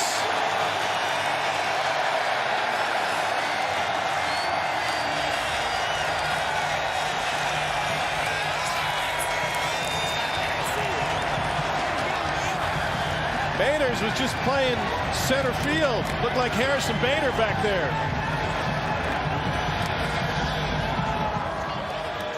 Hard play action, trying to work the deep crossing route. Ball sails a little bit of a force. You see lots of depth being given there defensively by the Battlehawks. That's some bad football, guys. Jeez, oh man. Golly.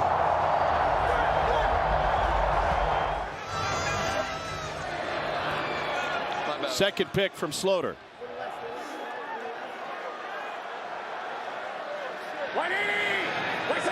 14-point advantage. Brian Hill again. Katie George again. Nate, what were you able to read off of Sloter there? I seen the run action. I seen 80. He's a hot boy. Came across the middle. I seen him looking. Just made the play, man. Film study.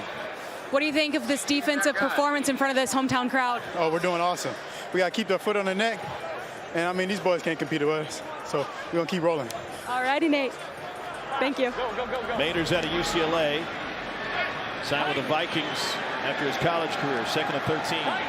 Hey, Ohio, Ernie, Ohio. So he's checking in Ohio right there against pressure. To Prohl. Gain of 3.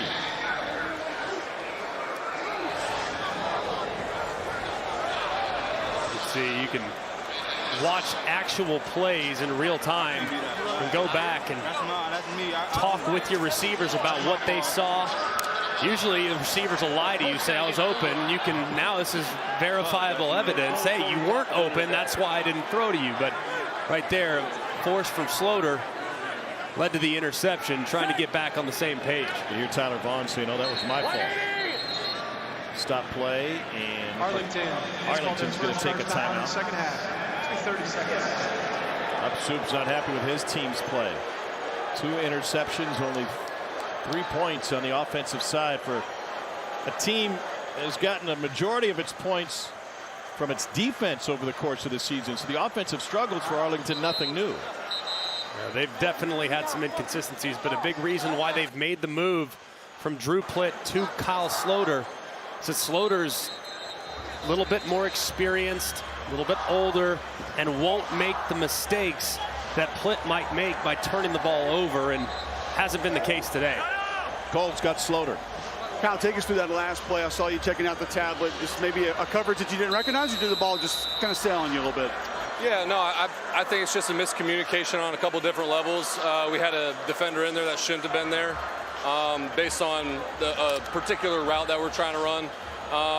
Nothing confusing, just got to execute. Thank you. Yep. 12 in the huddle. Third down 11 for St. Louis.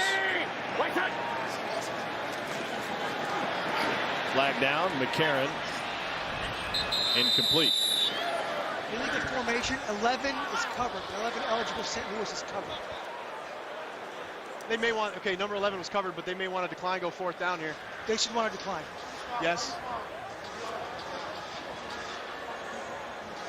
Decline. Illegal formation. Number 11 was covered up. That penalty is declined. It'll be 4th down. I love eavesdropping on the officials. There is so much going on that the average fan or stupid broadcaster never knows. Well, they're double checking. All right, who was it? What number was it? Do they want to accept it? Do they want to decline it? I feel like we got to come out front. You hear A.J. McCarron right there. After a sudden change, he wants to be aggressive, and it's hard to argue with that given the momentum that they had after that Sloter interception.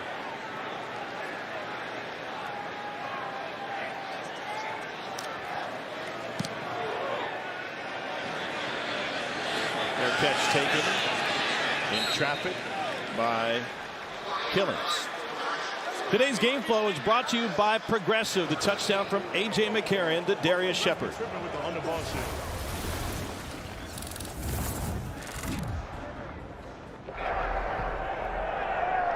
You got it. Keep Dusty. Set.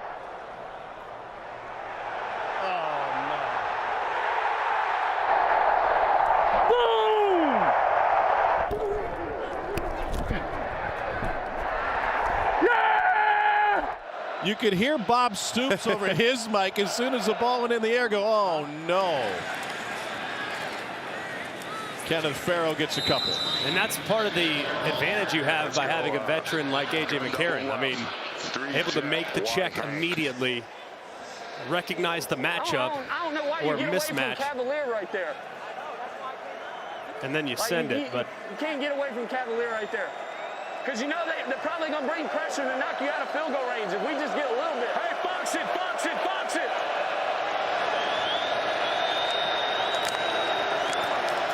Pressure from the edge, Sloter to the hook, and that's good for a first down to Nate Becker. Let's go, 11 personnel. Get Allen when you can.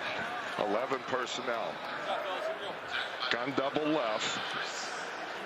C, 3-jet, all go, pivots. Hey, gun double left, C, 3-jet, all go, pivots on one. Ready? Pivots inside. Pivots inside. Hey, gun double left. No, you're good. Hey, pivot. We heard him say a second ago that gets Sal in, so he's clearly thinking that Sal Cannella is going to be the guy here on the pivot route inside. Goes the other way. That's caught for the first down. Brandon Arconato. Pick up a 14. 1 minute to play in the third quarter. DC tries to stay undefeated at home tonight against Vegas on ESPN2. Gun double right, 200 jet, Y Ohio, Aspen, 0-1, ready? 200, 200, 200. Got your Ohio right here. Unless that safety comes down, that Ohio is stealing to the right-hand side. Safety stays back. Going deep down the sideline. It is bobbled and caught! Caleb Vander Esch got it on a carom. Arlington picks up a massive gain. 41-yard pickup. Wow. We didn't like the out route underneath. Throws a prayer down the field. Not a good decision, but how about Vander Esch making an incredible acrobatic catch over the defender. That'll bring it into the third quarter. Longest Arlington play of the season. And in a game, in a league where 9 points represents 1 possession, nobody is ever out of it.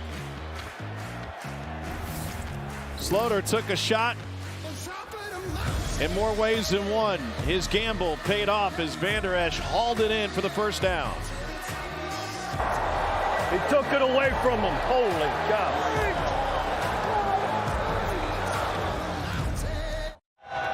Inside the Battle Dome where St. Louis leads Arlington 17-3 as we start the fourth quarter. I know why they're out of beer. That guy keeps buying too.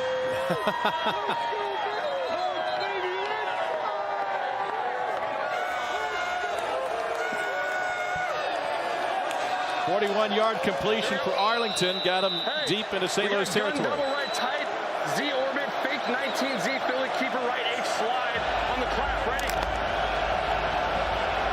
Could be a little bootleg action here. With how St. Louis is flowing, should have some room. Fake to Adrian Killens. Pressure! And just got rid of it. Incomplete. Carson Wells, the former Buffalo from Colorado, was right in Slaughter's face. He's made a couple plays today. Had the tipped pass that resulted in the interception earlier, and we got nice recognition staying at home. 2 F bubble wide line on 1, ready? Wide line, wide line. They're thinking a run to the right-hand side here. Should be a good look for it. Oh, and the jump to the left side. That's George Moore.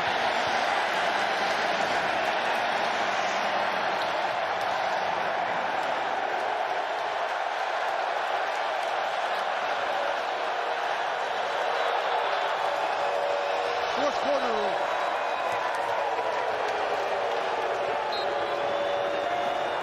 Cole, how's the crowd noise? It's deafening down here. I mean, McElroy brought up some of those collegiate environments that we've all been in. I've got the Apple Watch going. We've almost hit 110 on the decibel meter today, but it is obviously affecting this game. Here's Farrow. Good endorsement for the Apple Watch there. Didn't know that that was a feature that you could have. I got a couple notifications there that I've been in a loud environment for a little bit too long, so I thought they were talking about Tom yelling at me. Could be. Lex on us. Two-jet, Duke X skinny on the clap, ready? Two-jet. And then Be interested to see if St. Louis brings a little pressure here defensively if they play coverage. Looking like coverage based on the front. Third down 9. Slaughter complete with a sliding catch for the first down to Tyler Vaughns. Fourth catch for Vaughns today. Great throw, too. Really well timed. Vaughns, see the safety deep. He rolls it right underneath that safety, right on time. If he stays vertical, he's going to get absolutely smoked at the goal line, but he wraps it just a touch and makes a nice conversion. It is loud. First and goal.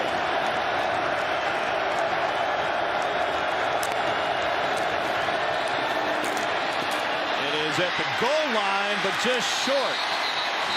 Kenneth Farrow.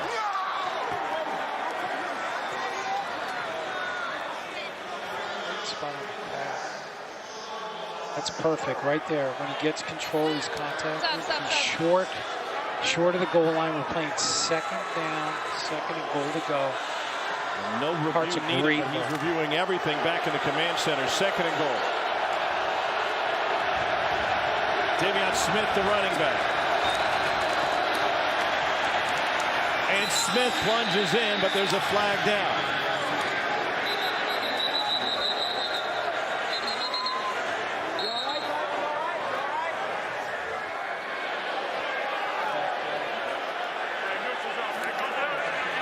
Neutral zone. Okay, so we got this guy in the end, 5'6". Offside, number 56. Defense. That penalty is declined. Touchdown. And so the Renegades able to punch it in, capping a 9-play, 87-yard drive. Now their choice in the middle. It's a ball placed in the middle.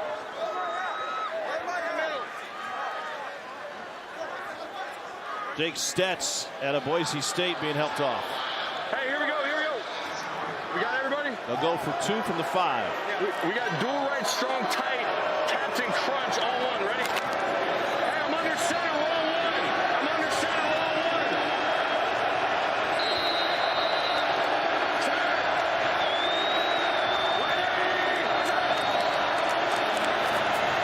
Toss to Smith. He's going to throw it. It is caught for the conversion by Canella.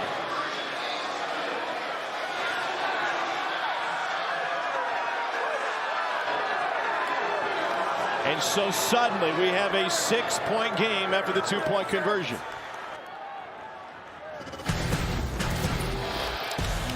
Kyle Sloter likes it. Renegades like it. They've done the impossible. They have quieted the dome in St. Louis out of this halfback pass to Sal Cannella for the conversion. Nice play. Nice job. Great.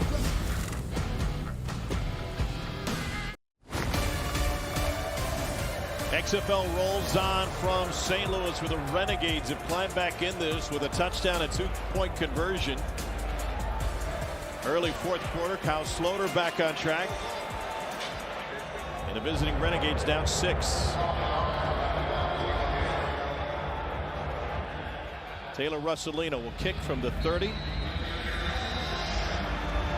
Nobody can move outside of the kicker and the returner until the ball is touched by the returner.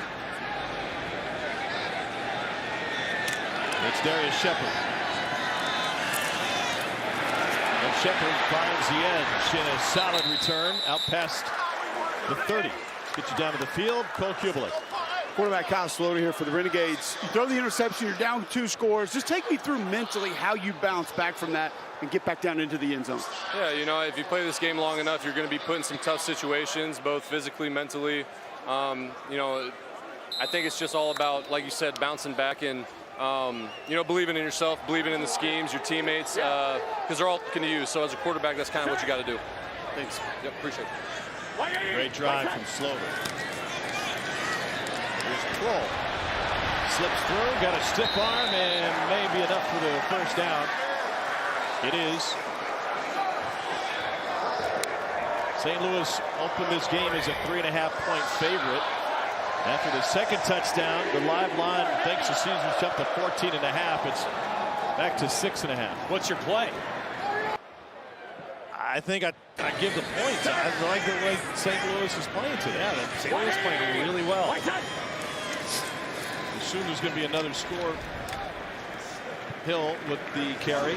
Although last week it looked like the over was going to hit midway through the 3rd quarter. We had nothing else the rest of the game.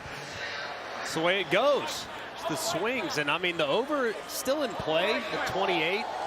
Obviously, that's technically one possession. I don't know if we would see a 9-point touchdown here, just given the score right now. But over still very much in play. It was 3-3 for 25 minutes of the ball game. Be ready over here. Whitey! White tuck! On 2nd and 6, a bullet complete to Shepard. First down. Good play call by Bruce Brodkowski. 10. Church right. 15 Willie Heavy Sprite. Church right. 15 Willie Heavy Sprite. What could Sprite be? That's got to be some type of RPO. 15 Willie's a handoff, but if you like something, you can throw it to the Sprite on the right-hand side. 180. White set. Cut it. Hill, you can hear A.J. McCarron say cut it. And a cutback gave him an 8-yard gain.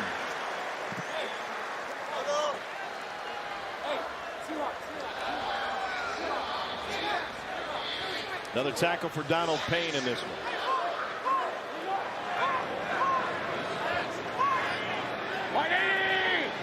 White set. Hill picks up the first down.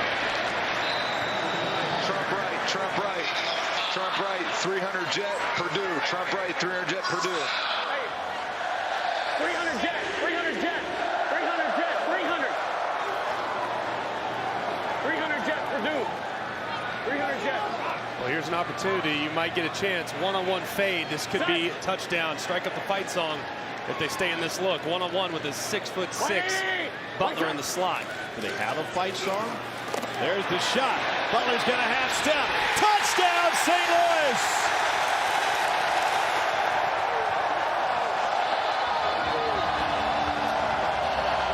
Just as they drew it up, it's a 25-yard strike for McCarron.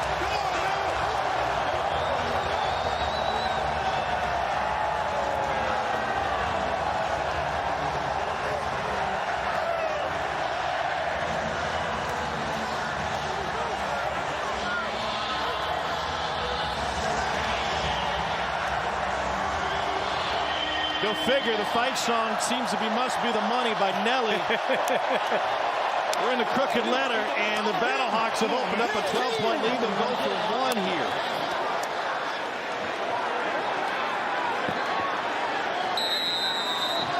Next week, it's getting hot in her. Durant, the running back.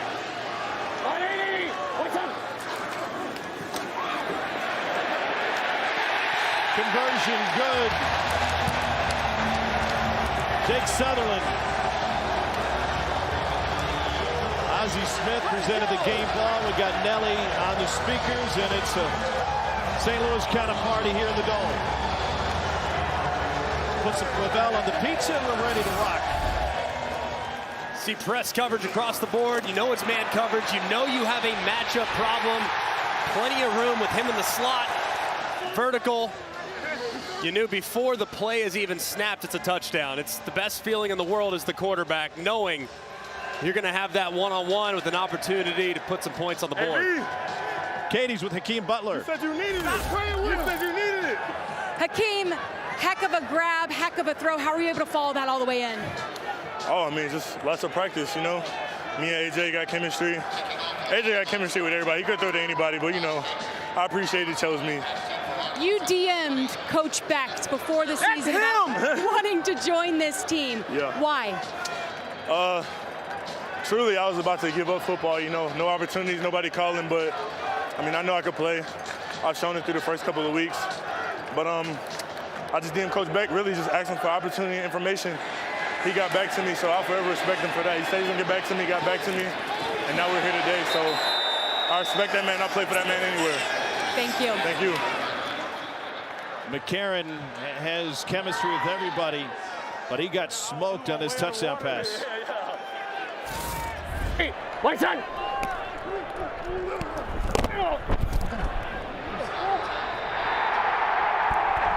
XFL intersection of opportunity and dreams. Okay. Is it a touchdown? Yeah. It's at a touchdown. It doesn't hurt as bad when it's a touchdown. No doubt about it. It's harder to see when you're lying on your back. You don't need to see it, man. You just need to feel it. You could hear it in this building. You need to hear it. That's it.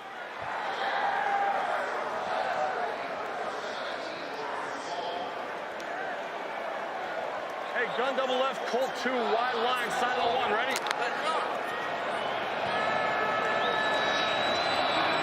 Get on.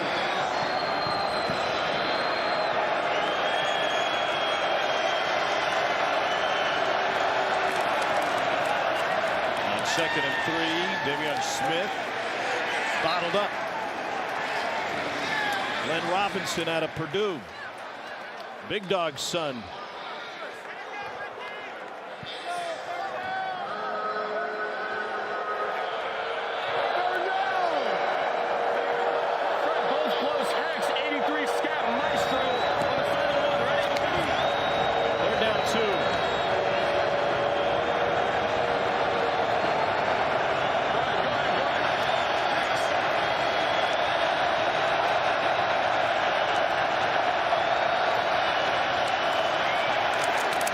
A little bit high, but snared in a nice little hurdle.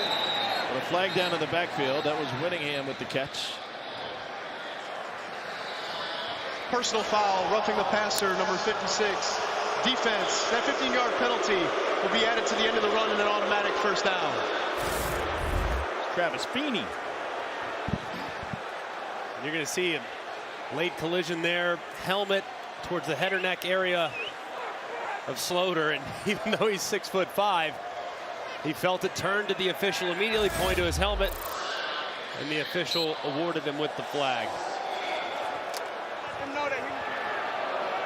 Taco, taco! Taco, taco!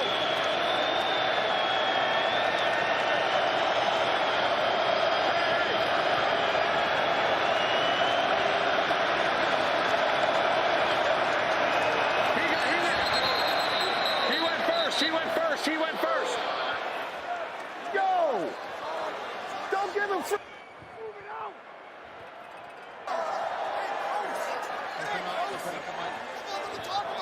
Okay, so 90 causing That's a neutral zone infraction, number 90. Neutral zone infraction, number 90. Defense, 5-yard penalty. First down. Goldie got it, Kevin Atkins. I actually talked to Renegades offensive line coach Jonathan Heimbach before the game, and 90 was a big concern there. Said he jumps the snap count extremely well. It's one of the reasons they were very comfortable going silent count, because you don't have as many indicators, G-Mac, that you're giving away to that defensive front. That's one in the swear jar. You mentioned the offensive line coach, and you mentioned his name. That's one in the swear jar. One more, and we close the mic. That's Canella on the grab. Do we need to talk about the backup center that's in the game? That's a St. Louis native, and Brian Folkers, who also is an offensive line coach at Wingate University in the offseason? Well, we had you. The over-under on offensive line coaches mentioned in the game was at 1.5. You now just flew right past the over. I cashed my ticket. No doubt about it. Well, you can pay for a dinner at Mama's tonight if you make a trip to the Hill.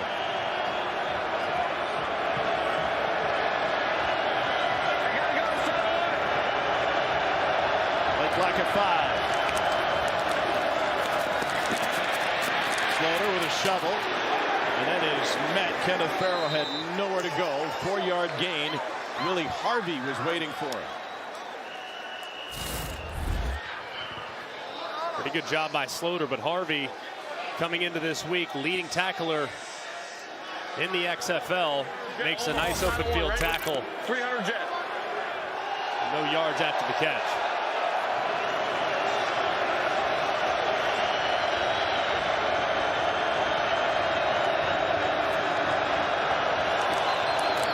On 2nd and 6. Able to fit it in for a first down to Van Der Esch.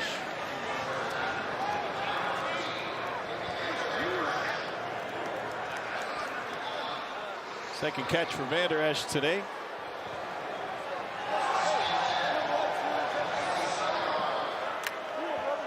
Two jet, two jet, two jet, two jet, two jet.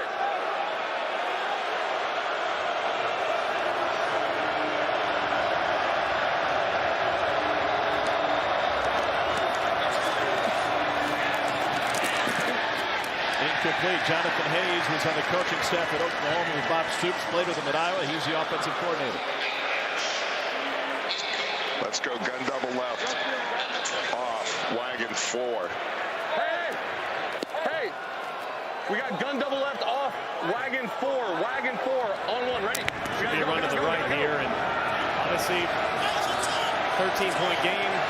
Field goal really not an option at this point, so it's 4-down territory the rest of the way for the Renegades. Kenneth Farrell bottled up and no gain.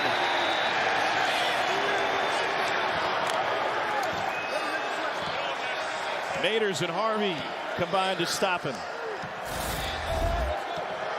Good job there on the right-hand side. Harvey's really played well on the end of the line of scrimmage all day long for the Battlehawks defensive line.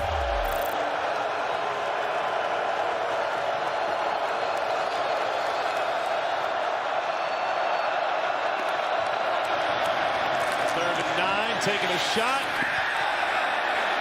Out of bounds, incomplete.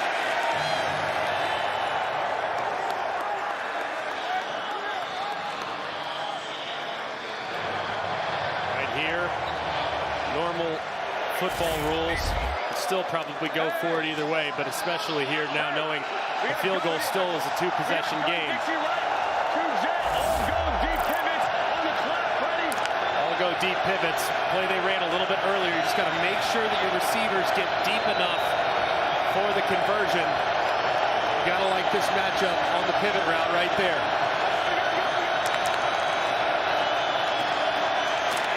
Loader lost the football.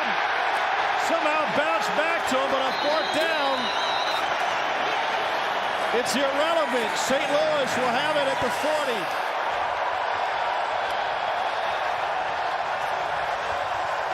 40. Feeney came out with the football, and the Battlehawks brought pressure enough to take down Slaughter.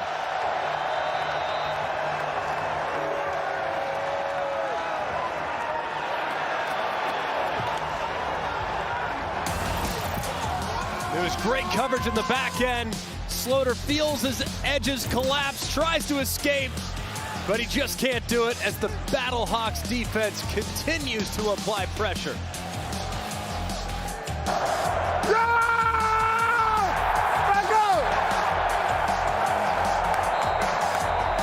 Let's go! The new XFL has arrived. And it is here to stay. 1, 2, 3. We're making it about her and him and them and you. It's a chance for everyone to be a part of something bigger.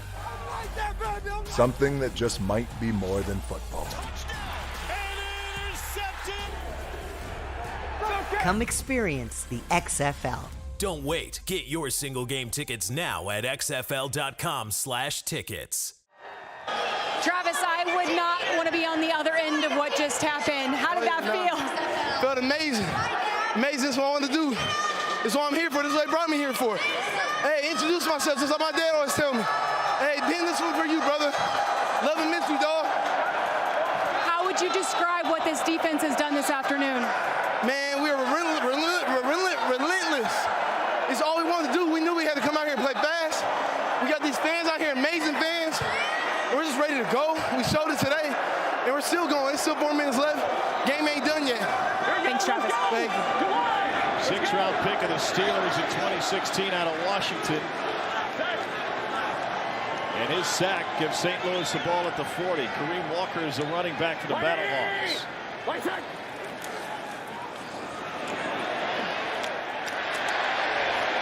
Butler takes a shot. St. Louis played from behind each of its first 3 games. Bruce, tell them to work the clock. And they are sitting on the lead here for more than 42 minutes this afternoon. Just a complete reversal of what we've seen the last 3 weeks. I mean, a team that has finished beautifully, but has not played well really at any point in the first 3 quarters of the first 3 games. So completely the opposite today, though. It's been a complete performance up to this point with a mistake or 2 here and there, but man, really impressive. First down, Kareem Walker. Tuesday night, the Capitals and Rangers square off, and we're featuring the first ever real-time animated version of an NHL game. It's NHL positioning data to track the puck and the players. You'll see play as it's happening with the big city green skaters, characters skating alongside animated versions of the NHL players. So you'll be watching the game in a unique and fun way, with other characters providing play-by-play. Coverage begins at 7 Eastern on the Disney Channel, Disney Plus, Disney XD, and ESPN Plus. Hurry up! Set! Wait, set! Cole would make a great cartoon character, wouldn't he? Caricature. There you go. Yes. Walker finds one. I'll give him benefit of the doubt. 2nd and 8 coming up.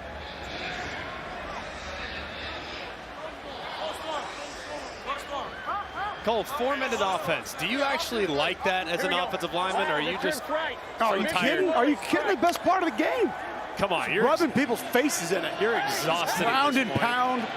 You're so tired you can't even see straight at this point. What do you think a D lineman's like right now? Dizzy, they're so tired, and they're mad.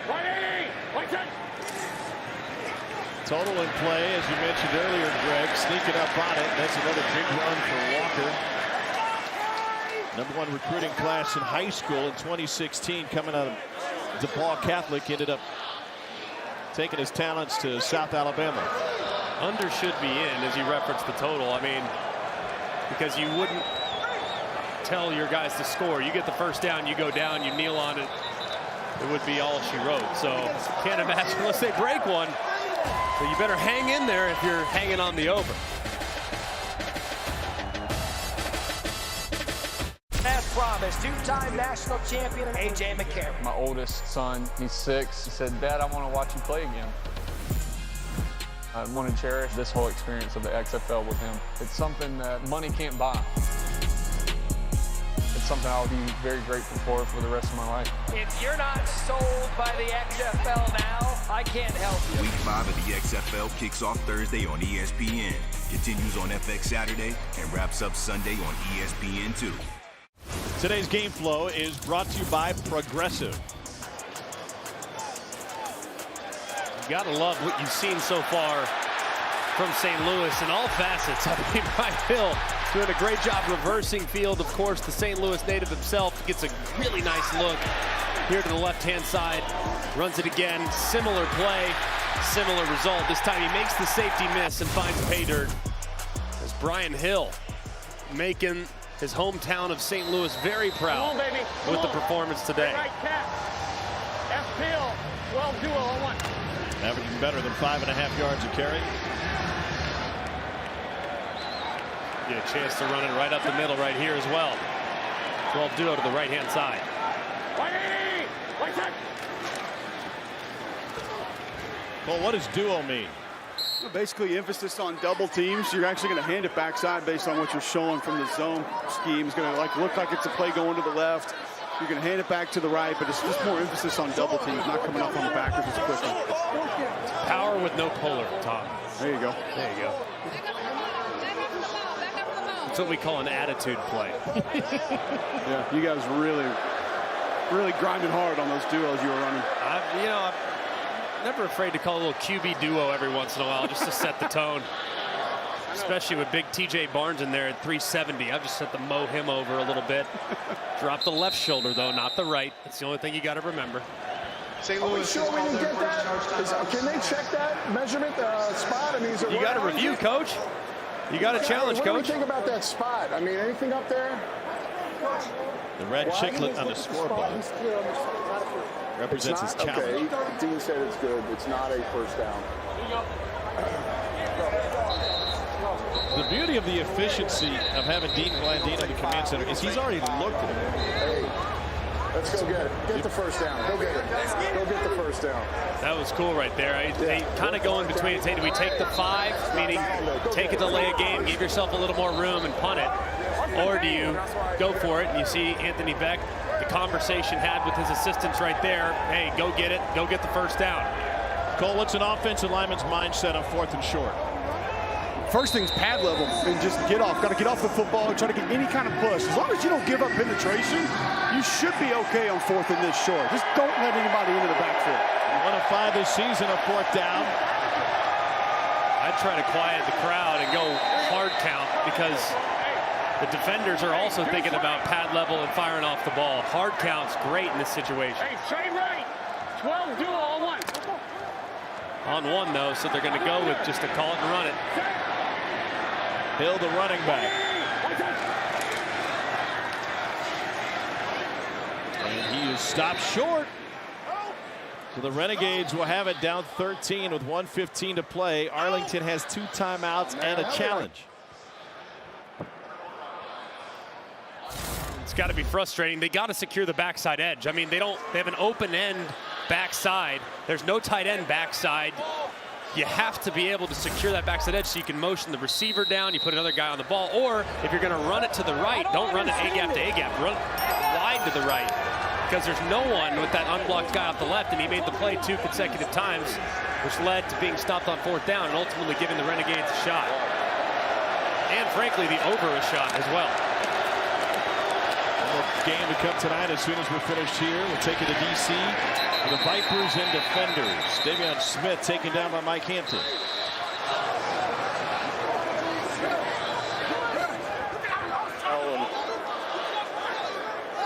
We just got to, if we get first downs, we got to get to the line quick.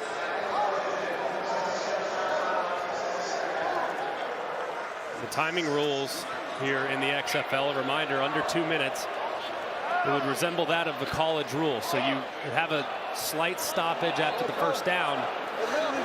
It's not like the NFL where that thing will roll continuously. Gun double right, 2 jet, all pivots, and I pump the outside guys, give me a stutter at 12 and go. All right, if I pump you.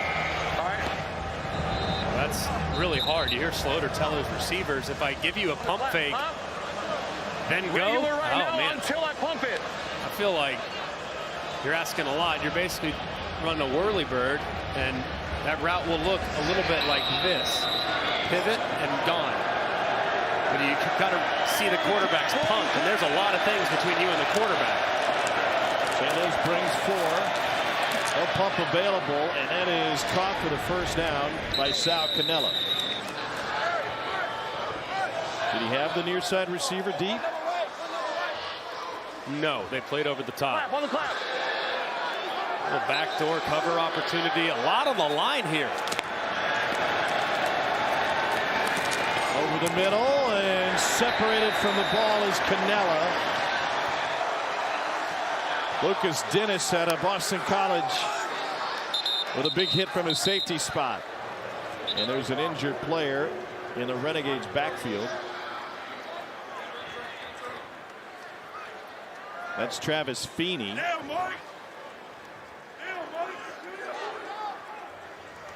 Feeney has had a monster game today for St. Louis.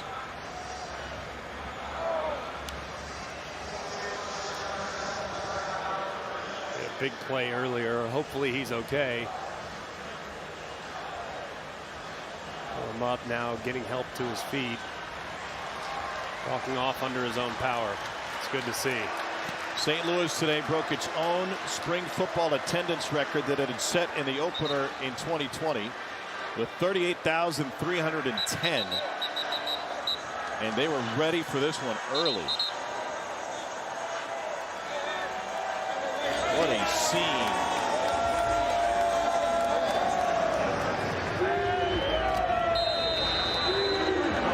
That's a double dip. You could walk, or I suppose stumble up the street to the Blues game early this evening.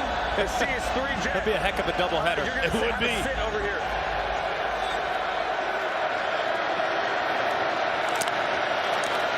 Sidewalks may feel a little slanted for some. Slaughter just dumps it up. Is it picked? Slaughter was trying to kill it, and St. Louis thinks they have the takeaway. Look at Silas Kelly. Slaughter kind of just trying to throw it away at the feet of his back.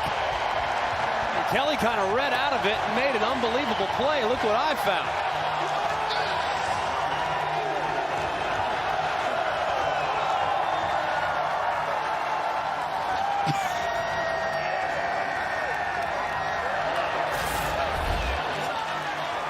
Take a look. Kelly just kind of picks it up as he's running a little game up front. He reads out of it. Wow.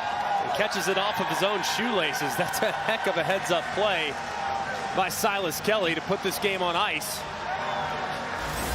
and to cash the under. I think they put it on butt ice.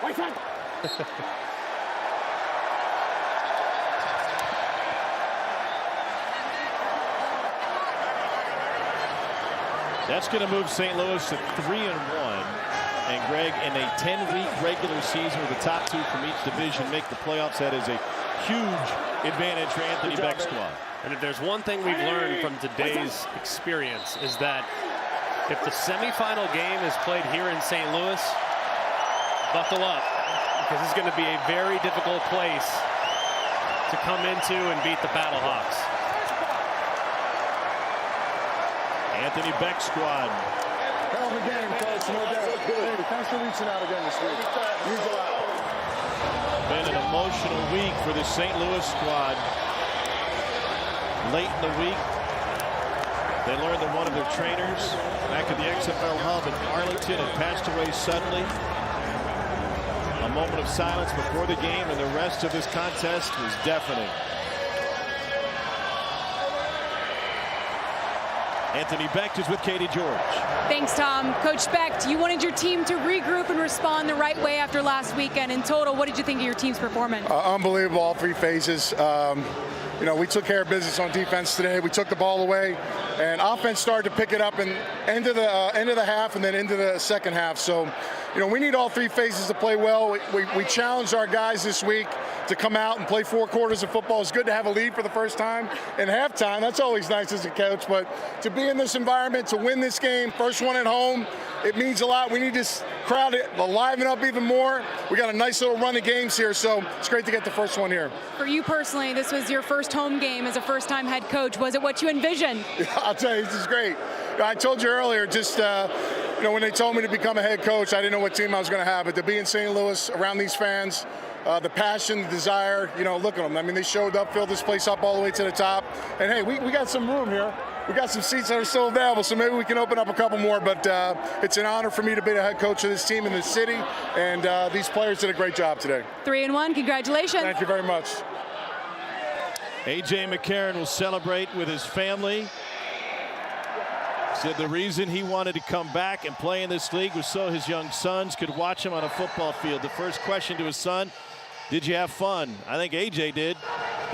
He should. He played a great game. I mean, really played well. And some of the stuff won't necessarily show up on the stat sheet. I mean, just good adjustments, smart decisions. Had one ball sail on him. Other than that, it was borderline flawless. I mean, really an excellent performance. And if he can continue, remember, this is a guy that hasn't gotten a ton of reps in recent years. If he can continue to build on these performances, he'll be in the mix for the MVP, and St. Louis will be in the mix for the XFL championship.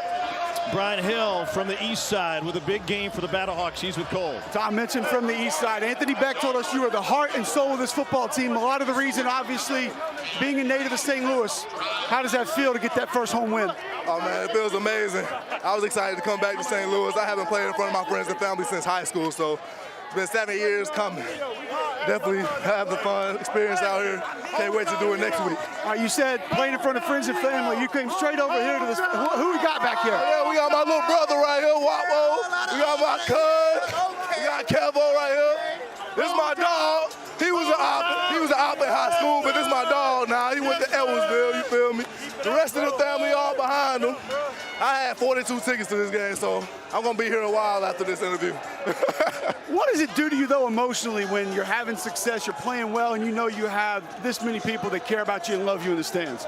Oh, it's amazing, you know. I came out here. I play hard every time I get on the field, like you said, Coach Becht.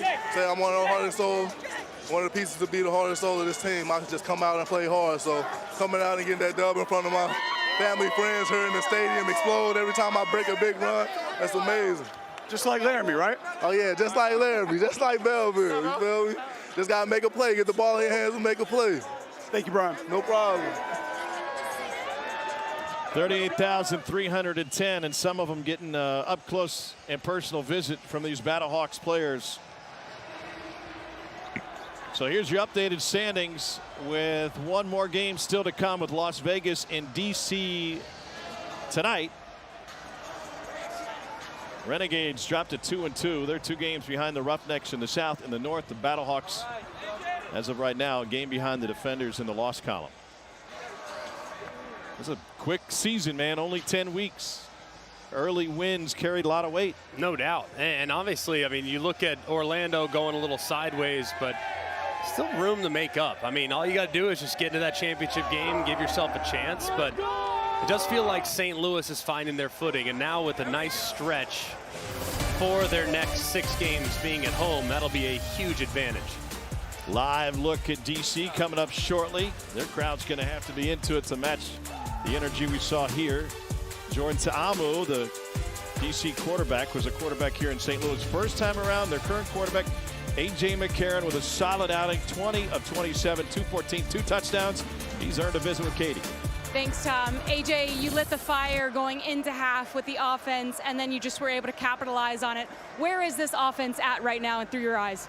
Oh, I mean, we're still trying to find our stride. And listen, we got to get used to certain situations. And, you know, it's B's first time as an OC.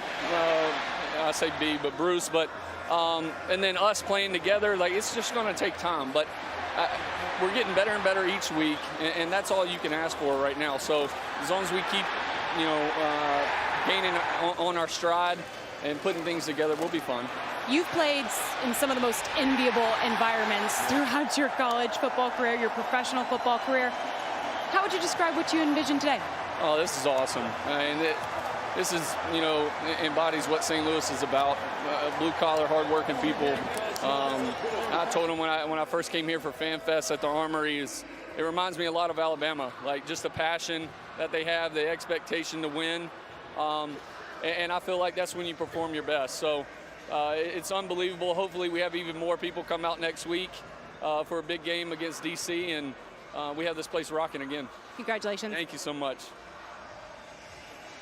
DC Defenders will be here next Saturday night, 6 o'clock Central. Meanwhile, Arlington will be on the road against San Antonio. Pilots are still here. If we need a flight back to the hotel, Red Baron's got our back.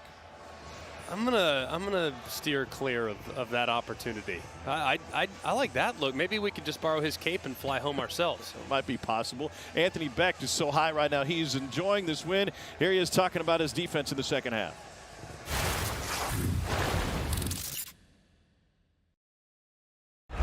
Hey, defense! Hey, stick it on their neck. Let's step on their neck now. Let's go. Let's go.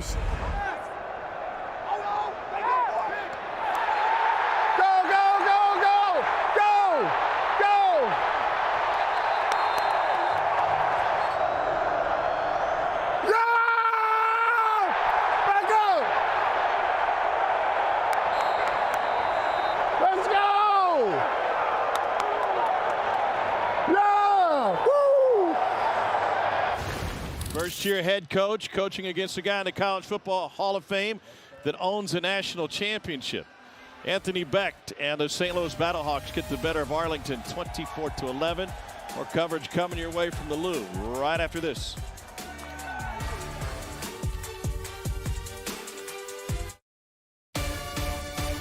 Well, downtown St. Louis was alive this afternoon, not far from the arch up at the Dome. Call it the Battle Dome or the Bird's Nest or whatever you want. It's a real home court advantage for home field advantage for St. Louis, 24-11. It was incredible. Greg McElroy just feeling the energy in this building. A.J. McCarron giving hugs in the St. Louis locker room. That was a big win for him. But I just want to stick with the energy and the atmosphere here. It's something that we saw a couple of years ago in the previous version of the XFL, but this just feels different. It's awesome. I mean, this was a great experience today. Look, we've been to D.C., we've done games in Orlando, we've done games in Houston, we've done games all over the place, but nothing, in my experience, both in 2020 and 2023, rivals what we saw today. I mean, they were fired up from start to finish. Long before start, they were fired up. So the team responded beautifully to the environment as well, too. I mean, they are a team that's continuing to get better.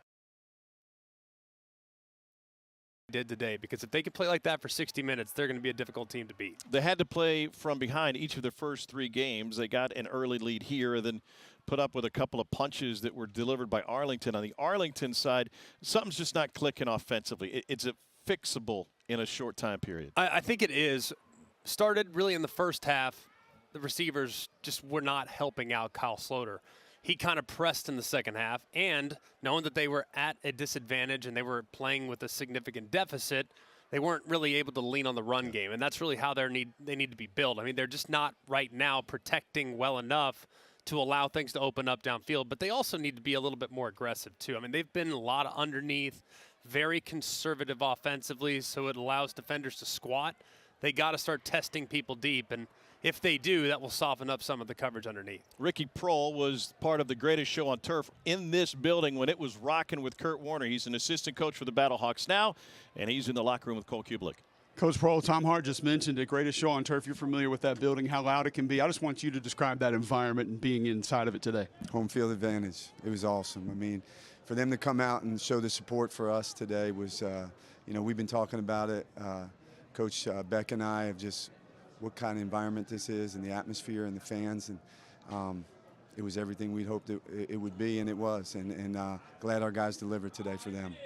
Is it something that you talk to the guys about, just that you know that these fans are passionate, know they're going to be loud, and just, hey, let's go feed off of it? And I told them, man, they just, you know, the years I was here, it was an advantage. It was a true advantage. The noise they bring, the support they've given us, and the support they're giving this football team is huge. And it's great for this league. It's great for these players. And just so thankful. We all are, as an organization, we talk about it. And just St. Louis is a rich tradition in sports here. And they show their support for their hometown teams. And they've always done it, going back to the Cardinals, the Blues, and the Rams back in the late 90s and early 2000s. And then they just good people, man, that just you want to play well for them because they're out there each and every week supporting us. And this is definitely an advantage for us to play here in this dome. A couple of really nice plays by your guys downfield today. Just kind of take me through watching them. I know you hadn't seen the tape, but just describe what you got and what you saw from your position group today. Yeah, I'm proud of my guys, man. They stepped up, you know. Akeem's having a great year. Austin's done some things, and each week it's something different. Stevie's doing some stuff. Darius had a great job, which, you know, he's from here, and it's just awesome for those guys. They work hard each and every day. They believe in what we're doing. They believe in what I'm telling them, and that's why I got into coaching in this league. It's guys that want to get better, that aspire to play at the next level, and these guys got the talent, and I was proud of them. They all made a play when we needed it the most, and it was all around. The room did a great job. Thanks, Coach. We keeping you off the injured list next week? Yeah, man. I'm good. Okay. I'm healthy. There we go. Thanks, Coach. All right, Cole, thanks. Ricky Pearl talking about that XFL culture. How about this, though? St. Louis covers with these and the under hits. Why were you edging towards the under all game? I think just both these offenses, St. Louis has found a rhythm, but it really hasn't been until late in the game, 2-minute situations when AJ is able to just do things in shotgun and survey. So I just thought Arlington would have a tough time scoring. That kind of materialized. So I thought the under was the right side today. Obviously, hindsight being 20/20, that was the case. DC and Vegas coming up next. You think it can match this energy? I think next game's going to be pretty good. I would actually take the points, surprisingly, with the Vipers. All right. See if you can cash. He helped you out earlier. It's Las Vegas looking for its first win on the road at DC Audi Field in mere moments here on ESPN2. It was a record crowd inside the dome. 38,310. They'll have a chance to break it next Saturday with a night game here in St. Louis. For Greg McElroy, Cole Kubla, Katie George, our fantastic ESPN crew. Thanks for being with us in St. Louis today. The Battlehawks get a major win in front of a record crowd. And now off to DC.